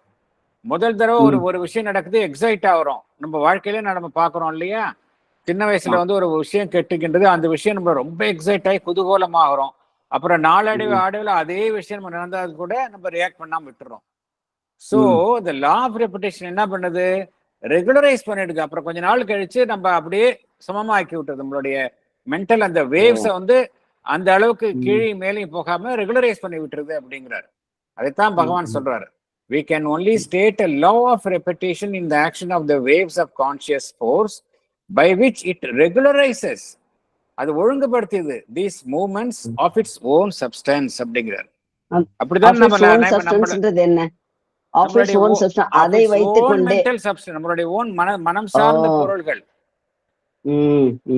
இல்லையா, நம்மளுடைய ஓன் சப்ஸ்டன்ஸ், நம்மளுடைய மனம் எந்த மனம் கான்சியஸ் அந்த எந்த சக்தியின் படி அவைகளெல்லாம் செயல்படுகின்றதோ அவைகளினாலே அதெல்லாம் ஒழுங்காயிடுது அப்படிங்கிறாரு. இது வந்து நம்ம பாக்குறோம். இப்ப ஃபார் எக்ஸாம்பிள் நம்மளுடைய ஒரு மனிதனை எடுத்துக்கொண்டாலே ஒரே மாதிரி நம்மளுடைய செயல்பாடுகள் இருப்பதில்லை.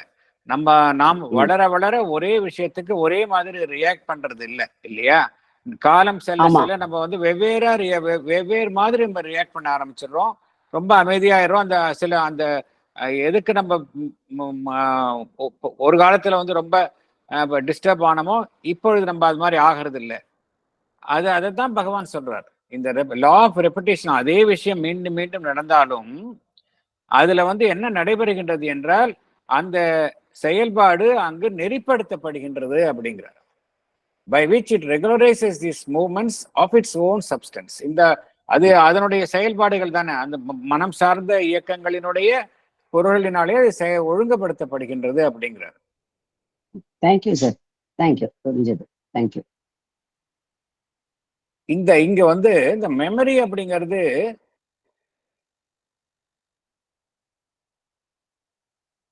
ஒரு சாதனமாகத்தான் செயல்படுகின்றது. எதற்கு சாதனமாக செயல்படுகின்றது என்றால் நம்மளுடைய அனைத்து செயல்பாடுகளையும் சாட்சியாக நம்மளுடைய மனம் பார்க்கின்றது. அவ்வாறு சாட்சியாக பார்க்கும் மனம் அனைத்து இயக்கங்களையும் ஒன்றுடன் ஒன்று இணைத்து பொருத்தி பார்க்கவும், அந்த காலம் என்கின்ற அனுபவத்தில் மீண்டும் மீண்டும் வரக்கூடிய விஷயங்கள் அவைகளை எல்லாம் ஒன்றாக பொருத்தி இணைத்து பார்ப்பதற்கும் நம்முடைய சாட்சி மனோபாவம் அவ்வாறு பொருத்தி பார்ப்பதற்கு அந்த மெமரி அப்படிங்கிறது யூஸ்ஃபுல்லா இருக்கு அப்படிங்கிறார் பகவான். Memory, properly speaking, is merely the device by which the witnessing mind, ஏனென்றால் எல்லா செயல்பாடுகளையும் நம்மளுடைய மனோமய புருஷன் விலகி நின்று பார்க்கின்றது. By which the witnessing mind helps itself to link together these movements. எல்லா இயக்கங்களையும் ஒன்றுடன் ஒன்று இணைத்து பார்க்கின்றது. எதன் மூலமாக இணைத்து பார்க்கின்றது? மெமரி அப்படிங்கிற ஒரு இணைப்பின் மூலமாகத்தான் இணைத்து பார்க்கின்றது. 5 வருடங்களுக்கு முன்னால் ஒரு நிகழ்ச்சி நடைபெற்றது. அதற்கு நான் இவ்வாறாக அந்த நிகழ்ச்சியில் என்னுடைய பங்கு இதுவாக இருந்தது, இவ்வாறாக நான் செயல்பட்டேன். அதே நிகழ்ச்சி 2 வருடங்களுக்கு முன்னால் நடந்தது, வேறொரு மாதிரி நான் செயல்பட்டேன். இன்றைக்கு நடக்கின்றது, வேறொரு மாதிரி செயல்படுகின்றேன் என்றெல்லாம் நான் பார்க்கின்றேன். என்னுடைய செயல்பாட்டை நான் இணைத்து பார்க்கின்றேன். வெவ்வேறு காலகட்டத்தில் நடந்த நானே ஈடுபட்ட செயல்பாடுகளை நான் நினைத்து பார்க்கின்றேன். எதன் மூலமாக இணைத்து பார்க்கின்றேன் என்றால், இந்த மெமரி அப்படிங்கிற ஒரு சாதனத்தின் மூலமாகத்தான் என்னால் இணைத்து பார்க்க முடிகின்றது. சில விஷயம் பார்த்தோம் அப்படின்னா மீண்டும் மீண்டும் அந்த சில அனுபவங்கள் எனக்கு கிட்டும். காலம் என்கின்ற அந்த தொடர்ச்சியான நிகழ்வுல சில விஷயங்கள் சில நிகழ்வுகள் தொடர்ச்சியாக நடந்து கொண்டே இருக்கும். இதெல்லாத்தையும் நான் என்ன செய்கின்றேன்? பார்க்கின்றேன். அது மாத்திரம் பத்தாது, எல்லாத்தையும் நான் ஒரு ஒருங்கிணைந்து பார்க்கணும். அப்பதான் எனக்கு ஹெல்ப்ஃபுல்லா இருக்கும். நேர்ல பார்க்கறதுனால மாத்திரம் எனக்கு ஹெல்ப்ஃபுல்லா இருக்காது. இந்த விஷயம்லாம் எல்லாத்தையும் லிங்க் பண்ணி பார்க்கணும். ஏன் அப்படி ஒரு 10 இயர்ஸ் முன்னாடி ஒரு விஷயத்துக்கு ரியாக்ட் பண்ணேன், 5 இயர்ஸ் முன்னாடி நான் ஏன் ரியாக்ட் பண்ணேன், இன்றைக்கு நான் ஏன் ரியாக்ட் பண்றேன் அப்படிங்கிற மாதிரி நான் என்னுடைய செயல்பாட்டையே நான் இணைத்து பொருத்தி பார்க்கணும். அப்படி பார்க்கணும் அப்படின்னா எனக்கு வேறொரு சாதனம் தேவைப்படுகின்றது. சாதனத்தினுடைய ஒரு கருவியினுடைய உதவி தேவைப்படுகின்றது. அதுதான் இந்த மெமரி அதற்கு உதவி புரிகின்றது. வெவ்வேறு காலகட்டத்தில் நான் அடையக்கூடிய அனுபவங்களை ஒன்றுடன் ஒன்று இணைத்து பொருத்தி பார்ப்பதற்கு அது எனக்கு உதவி புரிகின்றது. இதன் மூலமாக நான் என்ன செய்கின்றேன்? எல்லாத்தையும் ஒருங்கிணைத்து ஒரு செயல்படும் ஒரு நிலையில் நான் உருவாக்குகின்றேன். வெறும் பார்த்தால் மாத்திரம் பத்தாது, நான் அதன் மீது நான் செயல்பட வேண்டும். ஏதோ ஒரு சங்கல்பத்தின் பெயரில் இத்தகைய நிகழ்ச்சிகளை ஒரு மனதில் உருவாக்கி கொண்டு நான் செயல்பட வேண்டும். நான் கடந்த காலத்துல மிகவும் ஒரு விஷயத்தை ரொம்ப ராங்கா ஹேண்டில் பண்ணியிருக்கிறேன். ஸோ இனிமே நான் சரியா ஹேண்டில் பண்ணணும், இன்னும் பெட்டரா ஹேண்டில் பண்ணணும் அப்படின்னு நான் சங்கல்பிக்கின்றேன். சங்கல்பிக்கணும் அப்படின்னா எனக்கு எல்லா விஷயத்தினுடைய கோர்வையாக நான் பார்த்தால் தானே முடியும். அதற்குத்தான் மெமரி அப்படிங்கிறது ஹெல்ப் பண்ணுது. For increasing use by a more and more coordinating will அப்படிங்கிறார். கோஆர்டினேட்னா அனைத்தையும் ஒருங்கிணைத்து செயல்படக்கூடிய ஒரு சங்கல்பம் இல்லையா? இப்ப நடக்கிற விஷயத்த மாத்திரம் வச்சு நான் செயல்பட முடியாது. என்னுடைய கடந்த காலம் எவ்வளவு விஷயம், என்னை சுற்றி நடக்கக்கூடிய விஷயங்கள் எல்லாத்தையும் கோஆர்டினேட் பண்ணி ஒரு சங்கல்பத்துடன் செயல்படுகின்றன.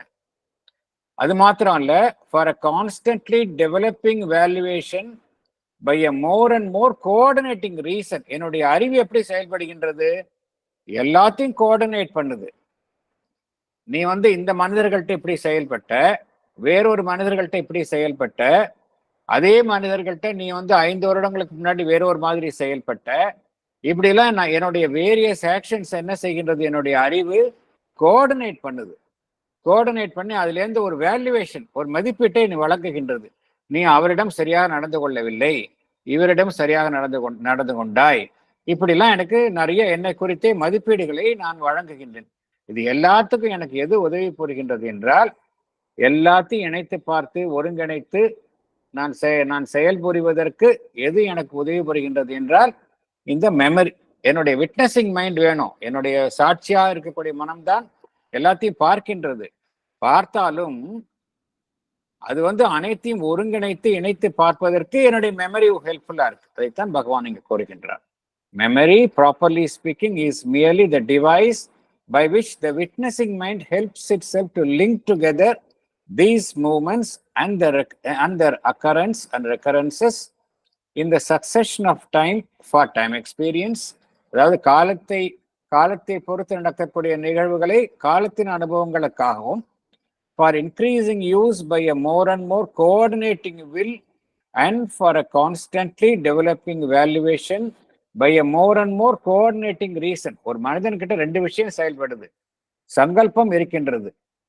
சங்கல்பம் மாத்திரம் இருந்தா ஒரு மனிதனுக்கு பத்தாது. ஒரு காரியத்தை நிறைவேற்றணும் அப்படிங்கிற ஒரு ஆர்வம், ஒரு மனதினுடைய உறுதி மாத்திரம் இருந்தா எனக்கு பத்தாது.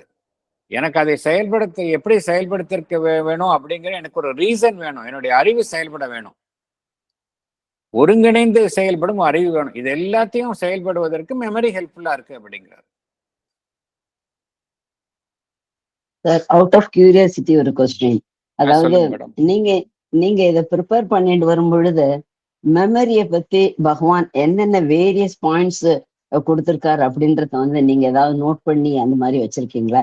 ஏன்னா is going on adding one by one போயிட்டே இருக்கு இல்லையா? அது அப்ப இதுல எவ்வளவு பாயிண்ட்ஸ் வந்து மெமரியை பத்தி பகவான் சொல்லியிருக்காரு அப்படின்றத நம்ம தெரிஞ்சுட்டோன்னு சொன்னா வந்து ரொம்ப இன்ட்ரெஸ்டிங்கா இருக்கும் சார். இந்த சாப்டர்ல வந்து பகவான் எவ்வளவு மெமரியை பத்தி எத்தனை பாயிண்ட்ஸ் கொடுத்திருக்காருன்றது தெரியும். ஏன்னா மெமரியை பத்தி நம்ம ரொம்ப சிம்பிளா எடுத்துக்கிறோம்.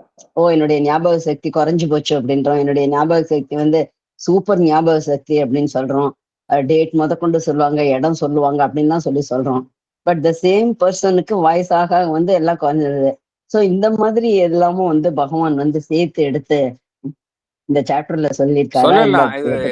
இது கண்டிப்பாக அது மாதிரி நம்ம வந்து பார்க்க முடியும். எப்படின்னா போன சாப்டர் ஞாபகம் இருக்கா உங்களுக்கு ஞாபகம் இருக்குதா இல்லையான்னு தெரியல. போன சாப்டர்லயும் பார்த்தோம் அப்படின்னா அதுலயும் நம்ம வந்து மெமரியை பத்தி நம்ம பார்த்தோம் இல்லையா? போன சாப்டர்ல வந்து அதுலயும் நம்ம வந்து மெமரி அப்படிங்கறத பத்தி பார்த்தோம் நம்ம. அதுல இன்னும் நம்ம கொஞ்சம் பகவான் என்ன கூறியிருந்தாருன்னா, அதுல வந்து அந்த memory, self consciousness and ignorance அப்படிங்கிற சாப்டர்லையும் கூறியிருந்தார். அதுலேயும் மெமரியை பற்றி விரிவாக கூறியிருந்தார். அதே போல இந்த memory, ego and self experience அப்படிங்கிற இந்த சாப்டர்லையும் மெமரியை பற்றி கூறியிருந்தார். இப்போ அந்த போன சாப்டர்னுடைய மெமரியை பற்றி என்ன கூறியிருந்தார் அப்படிங்கிறதுல சினாப்சிஸ்ல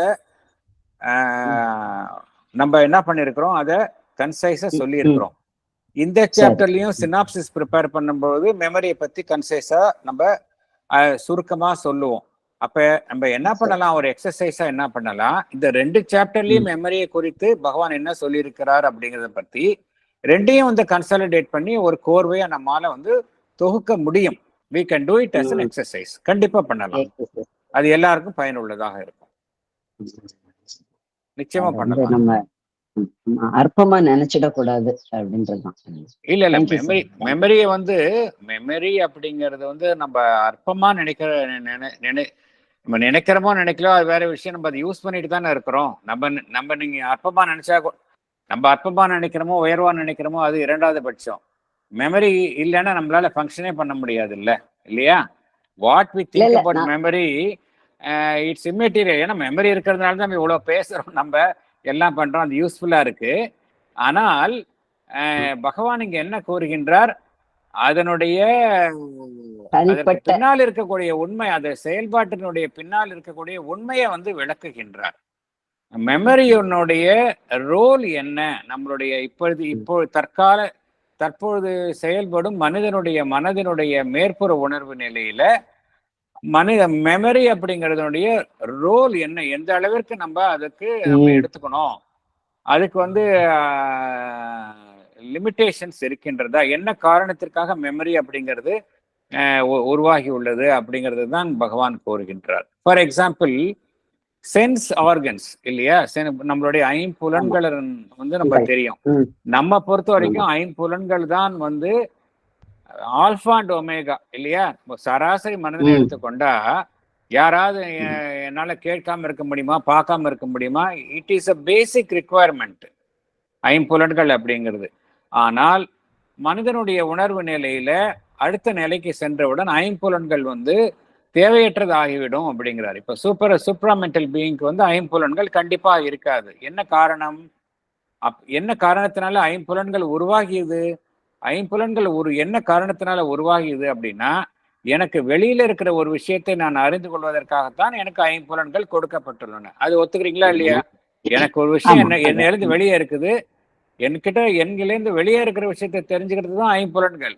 எனக்கு உள்ள இருக்கிற விஷயத்தை தெரிஞ்சுக்கணும் அப்படின்னா ஐம்புலன்கள் தேவையா எனக்கு? எனக்குள்ளேயே கோபம் வருகின்றதுன்னு வச்சுக்கலாம், மகிழ்ச்சி அடைகின்றேன் அப்படின்னா நாம் அனைவருமே அதை சப்ஜெக்டிவா உணர்கின்றோம். அதுக்கு ஐம்புலன்கள் தேவையில்லை. ஐம்புலன்கள் எனக்கு வெளியில இருக்கிற விஷயத்தை தான் தெரிந்து கொள்வதற்கு உதவியாக இருக்கின்றன.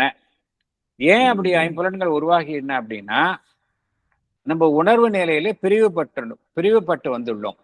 ஆதி நிலையான ஏகமான உணர்வு நிலை ஒன்னஸ் ஆஃப் கான்சியஸ்னஸ்ல இருக்கும் பொழுது என்னுடைய உணர்வு நிலையும் உங்களுடைய உணர்வு நிலையும் வேறல்ல என்கின்ற நிலை இருந்தது. பிரிந்து வந்த பிறகு நான் வேறு மற்றவர் வேறு என்கின்ற உணர்வு நிலை வந்த அப்புறம் எனக்கு வெளியில எல்லாம் வந்துருச்சு. எனக்கு வெளியில எல்லாம் வந்துருச்சுங்கிற நிலை வந்த பிறகு அதை வெளியில உள்ளதை அறிந்து கொள்வதற்கு எனக்கு புற சாதனங்கள் தேவைப்படுகின்றன. அதற்காக உண்டாகியவை தான் ஐம்புலன்கள். Once the direct identity by consciousness என்கின்ற அந்த சக்தி நம்ம ரிஷிகளுக்கெல்லாம், வேத காலத்து ரிஷிகளுக்கெல்லாம் இருந்தது. அதன் மூலமாகத்தான் அவர்களுக்கு இந்த வேதாந்திக் நாலேஜ் அவர்களுக்கு கிடைச்சது. அந்த நிலை ஒரு மனிதனுக்கு வந்து அந்த ஹையர் லெவல்ல வந்தோம், over mind, super mind, intuitive mind, அங்கெல்லாம் போனோம்னா டைரக்ட் ஐடென்டிட்டி ஆஃப் கான்சியஸ்னஸ், ஒரு பொருளை பார்த்த உடனே அந்த பொருளினுடைய எல்லா தன்மையும் அவங்களுக்கு தெரிய ஆரம்பிச்சிடும். அந்த நிலை வந்த பிறகு இந்த ஐம்புலன்களுடைய தேவை அவசியமற்று போய்விடும். அதே போலத்தான் பகவான் என்ன கூறுகின்றார், இந்த மெமரி அப்படிங்கிறது எதனால நம்மளுக்கு தேவைப்படுகின்றது என்றால், நம்முடைய கான்சியஸ்னஸ்ல பிரேக் வருகின்றது. எல்லாமே நமக்கு எப்படி வழங்கப்படுகின்றன? ஒரு தொடர்ச்சியான ஒரு சமுத்திரம் போல, ஒரு நீரோடை போலத்தான் அனைத்துமே இங்கு நமக்கு வழங்கப்படுகின்றன. ஆனால் நம்மளுடைய அந்த பர்சீவிங் கான்சியஸ்னஸ்ல அதை பார்க்கும் உணர்வு நிலையில் கேப் இருக்கின்றது, பிரிவு இருக்கின்றது, பிளவு இருப்பதனால் நம்மால கண்டினியூஸா பார்க்க முடியாது. எதையுமே அனுபவங்களினுடைய தொடர்ச்சியினுடைய இழையை நம்மால கண்டு உணர முடியாத நிலையில் அங்க மெமரி அப்படிங்கிற ஒரு சாதனம் நமக்கு தேவைப்படுகின்றது. ஒன்ஸ் நமக்கு வந்து மெமரி, நம்ம கான்சியஸ்னஸ் வந்து ஒரு ஹையர் லெவலுக்கு போன அப்புறம் மெமரி என்பது தேவையில்லாம போயிடும். பட் இப்ப இருக்கிற மைண்டுக்கு தேவை. அதை நம்ம யாருண்டு அதனுடைய ரோலை வந்து நம்ம வந்து நம்ம பீலிட்டில் பண்ண முடியாது. மனிதன் தற்பொழுது இருக்கக்கூடிய நிலையில ஐம்புலன்களும் தேவை, மெமரியும் தேவை, எல்லாம் அவசியம். ஆனா இது பகவான் சொல்லக்கூடிய விஷயங்கள் வந்து ஹையர் லெவல்ல சொல்றது. ஹையர் லெவல் மனிதனுடைய இலக்கு வந்து to become a supramental being. அந்த லெவலுக்கு இது மெமரி அப்படிங்கிற ரோல் வந்து அங்க இல்லாமல் போயிடும் அப்படிங்கிற அதைத்தான் சொல்றேன் நான். பட் நீங்க சொல்ற சஜஷன் கரெக்ட். மெமரியை பத்தி சொல்லக்கூடிய கருத்துக்கள் எல்லாமே நம்ம தொகுத்து வழங்கலாம். அடுத்து தட் we can do. இல்ல, நான் வந்து மெமரியை பத்தி சொன்னது, நம்ம வந்து எப்படி டேக் இட் கிராண்டட்னு எடுத்துட்டு இருக்கோம். அதுக்கு வந்து எந்த விதமான முக்கியத்துவமும் கொடுக்காத பிடிக்கும். பட் அதுக்கு பின்னால இவ்வளவு இருக்கு அப்படின்றது வந்து பகவான் சொல்ல போகும்பொழுதுதான் நமக்கு தெரிய வரும். ஆமா ஆமா, நமக்கு அதனுடைய நியூவன்சஸ் தெரியல. மெமரிங்கிறது ஞாபகம் வச்சுக்கிறோம் சொல்றோம், நிறைய மெமரி பவர் அப்படின்னு சொல்றோம். ஆனா அதுக்கு பின்னாடி இவ்வளவு விஷயம் இருக்குங்கிறது பகவான் சொல்லதான் நமக்கு புரிஞ்சுக்கிறோம். அது கரெக்ட், நீங்க சொல்றது கரெக்ட். Thank you sir. தேங்க்யூ. அடுத்தது போலாம். It is a great and indispensable but not the only factor in the process by which the inconscience from which we start develops full consciousness, and by which the ignorance of the mental being develops conscious knowledge of itself in its becomings.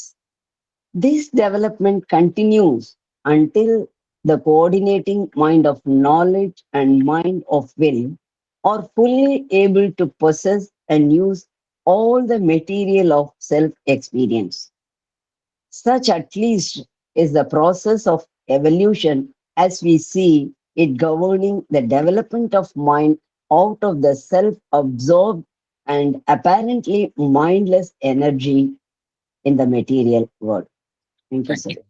Thank you. Yes, madam. Memory is a great and an indispensable factor, but it is not the only factor in the process by which inconscience develops full consciousness. Ignorance of the mental being develops conscious knowledge of itself in its becoming. The need for memory continues until the coordinating mind of knowledge and mind of will are fully able to possess and use all the material of self-experience. Such is the process of evolution. We see it governing the development of mind out of the self-absorbed and apparently mindless energy in the material world. Thank you, sir. Thank you madam, thank you. நம்ம mind வந்து எங்கேருந்து வருது? அப்படியே mind வந்து ஒரு பரிணாம வளர்ச்சிக்கு உட்பட்டு வெளிப்பட்ட ஒரு அமைப்பாகத்தான் தற்பொழுது உள்ள நிலையில் இருக்கின்றது. எந்த நிலையிலிருந்து மனித மனம் பரிணாம வளர்ச்சியில் பரிணாம வளர்ச்சியில் எந்த நிலையிலிருந்து அது வெளிப்பட்டு வருகின்றது என்றால், அது வந்து அதனுடைய முந்தைய நிலை எப்படி இருக்கின்றது அப்படிங்கிறத பார்த்தோம் அப்படின்னா,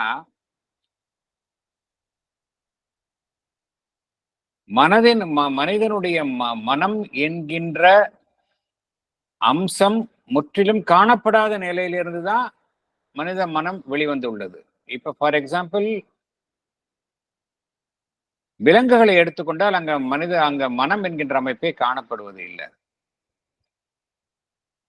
அதற்கும் கீழே உள்ள அமைப்புகள்ல பார்த்தோம் அப்படின்னா, பிளான்ஸா இருக்கட்டும், இயற்கைய நேச்சர் ஃபோர்ஸா இருக்கட்டும், அங்கெல்லாம் வந்து டோட்டலி மைண்ட்லெஸ்ஸா தான் இருக்குது நம்மளுக்கு.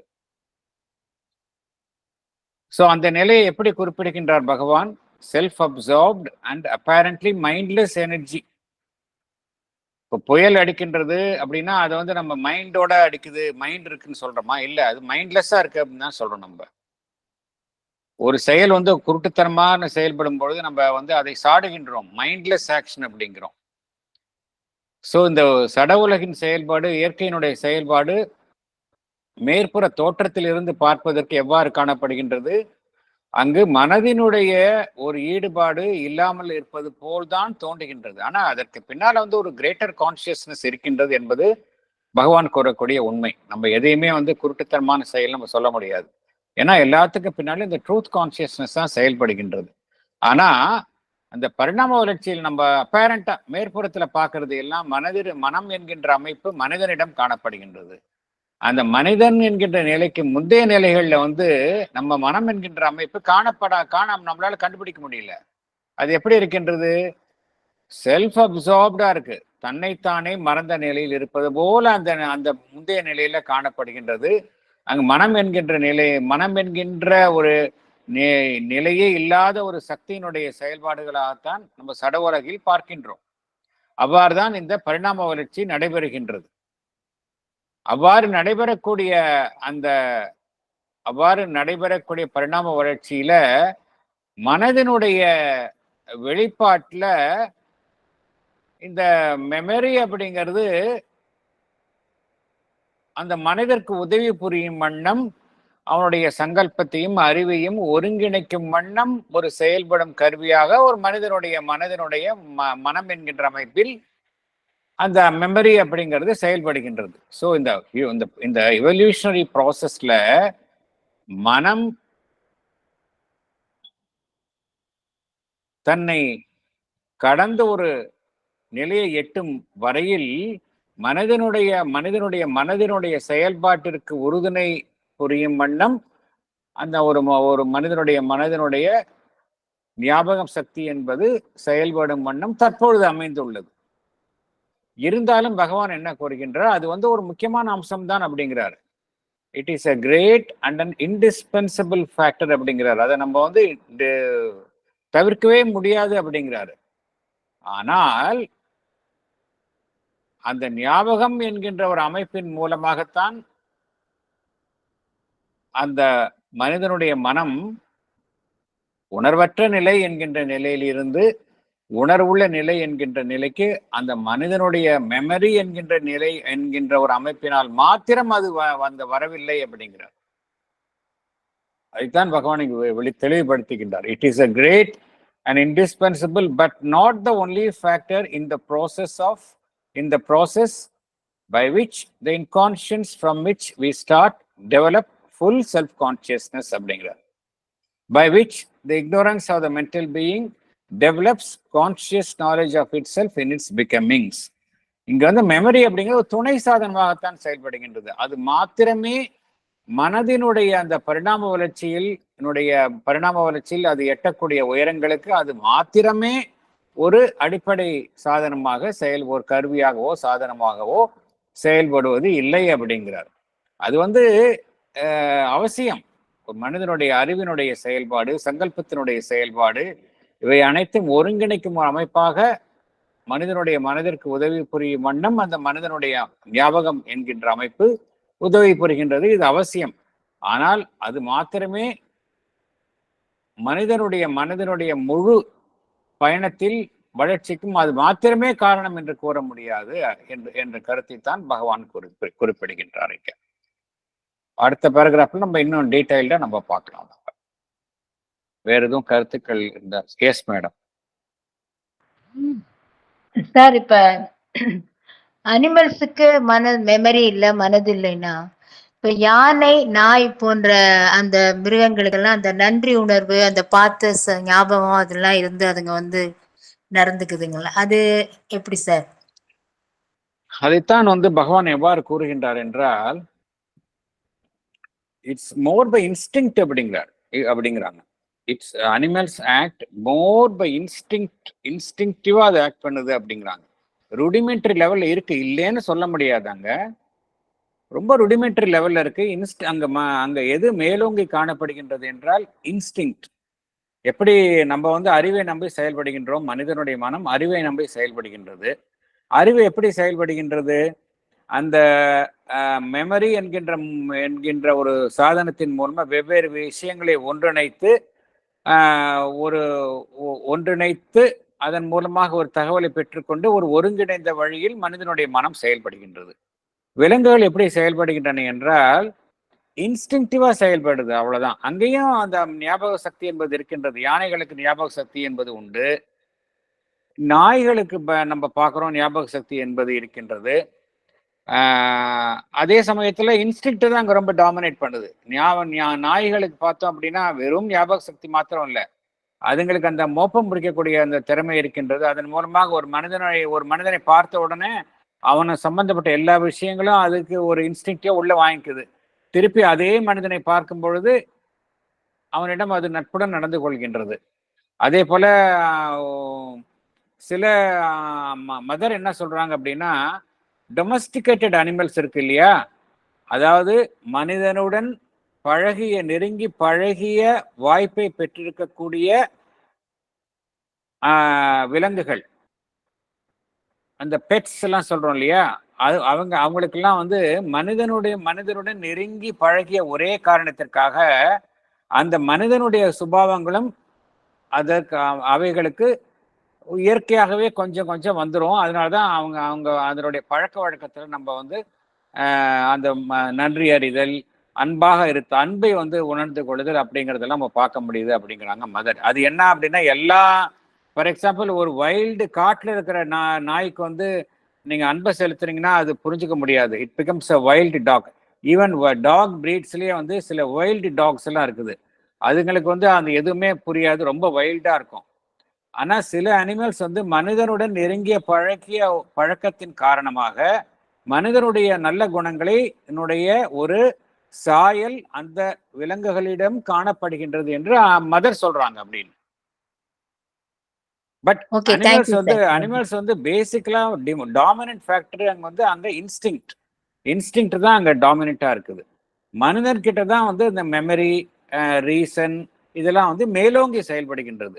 இதோடைய ருடிமெண்ட்ரி ஃபார்ம் விலங்குகள்கிட்ட இல்லைன்னு சொல்ல முடியாது, இருக்கும், கண்டிப்பா இருக்கும். இதனுடைய ருடிமெண்ட்ரி ஃபார்மா அங்க இருக்கும். Thank you sir. ஏன்னா நம்ம எல்லாமே அந்த எவல்யூஷன்ல இருந்து வந்தவங்க தானே இல்லையா?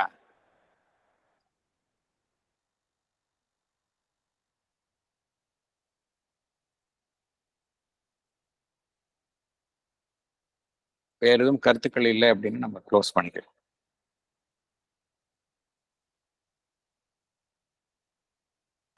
Yes madam. சார், அந்த சிருஷ்டியின் போது எல்லாமே அந்த இறை சங்கல்பத்தின்படி, அதாவது அந்த ரியல் ஐடியா, இந்த சிருஷ்டி, இந்த ஜீவன் இப்படி இருக்கணும் அப்படின்னு சங்கல்பித்து சிருஷ்டிக்கப்படும் பொழுது, இந்த மெமரிங்கிற இந்த கான்செப்டும் இன்னன்னாருக்கு இவ்வளவுதான் இருக்கணும், இப்படி செயல்படணும் அப்படிங்கிறது அந்த சங்கல்பத்தின்படி தானேங்க சார் செயல்படும் இல்லைங்களா?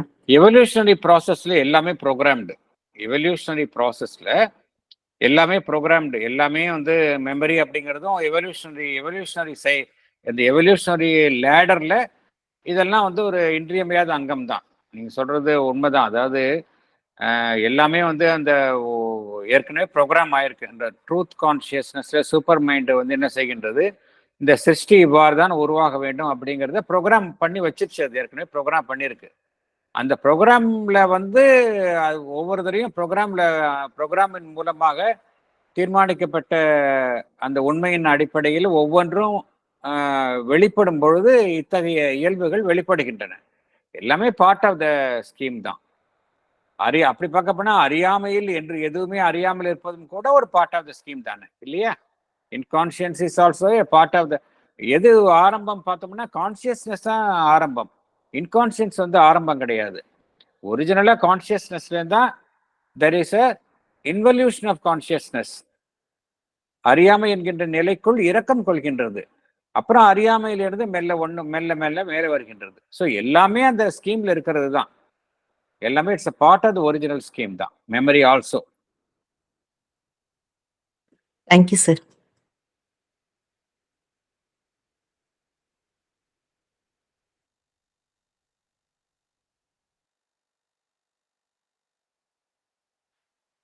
நாங்க இப்ப மார்னிங் மெசேஜ்ல வந்து எஸ் மேடம்.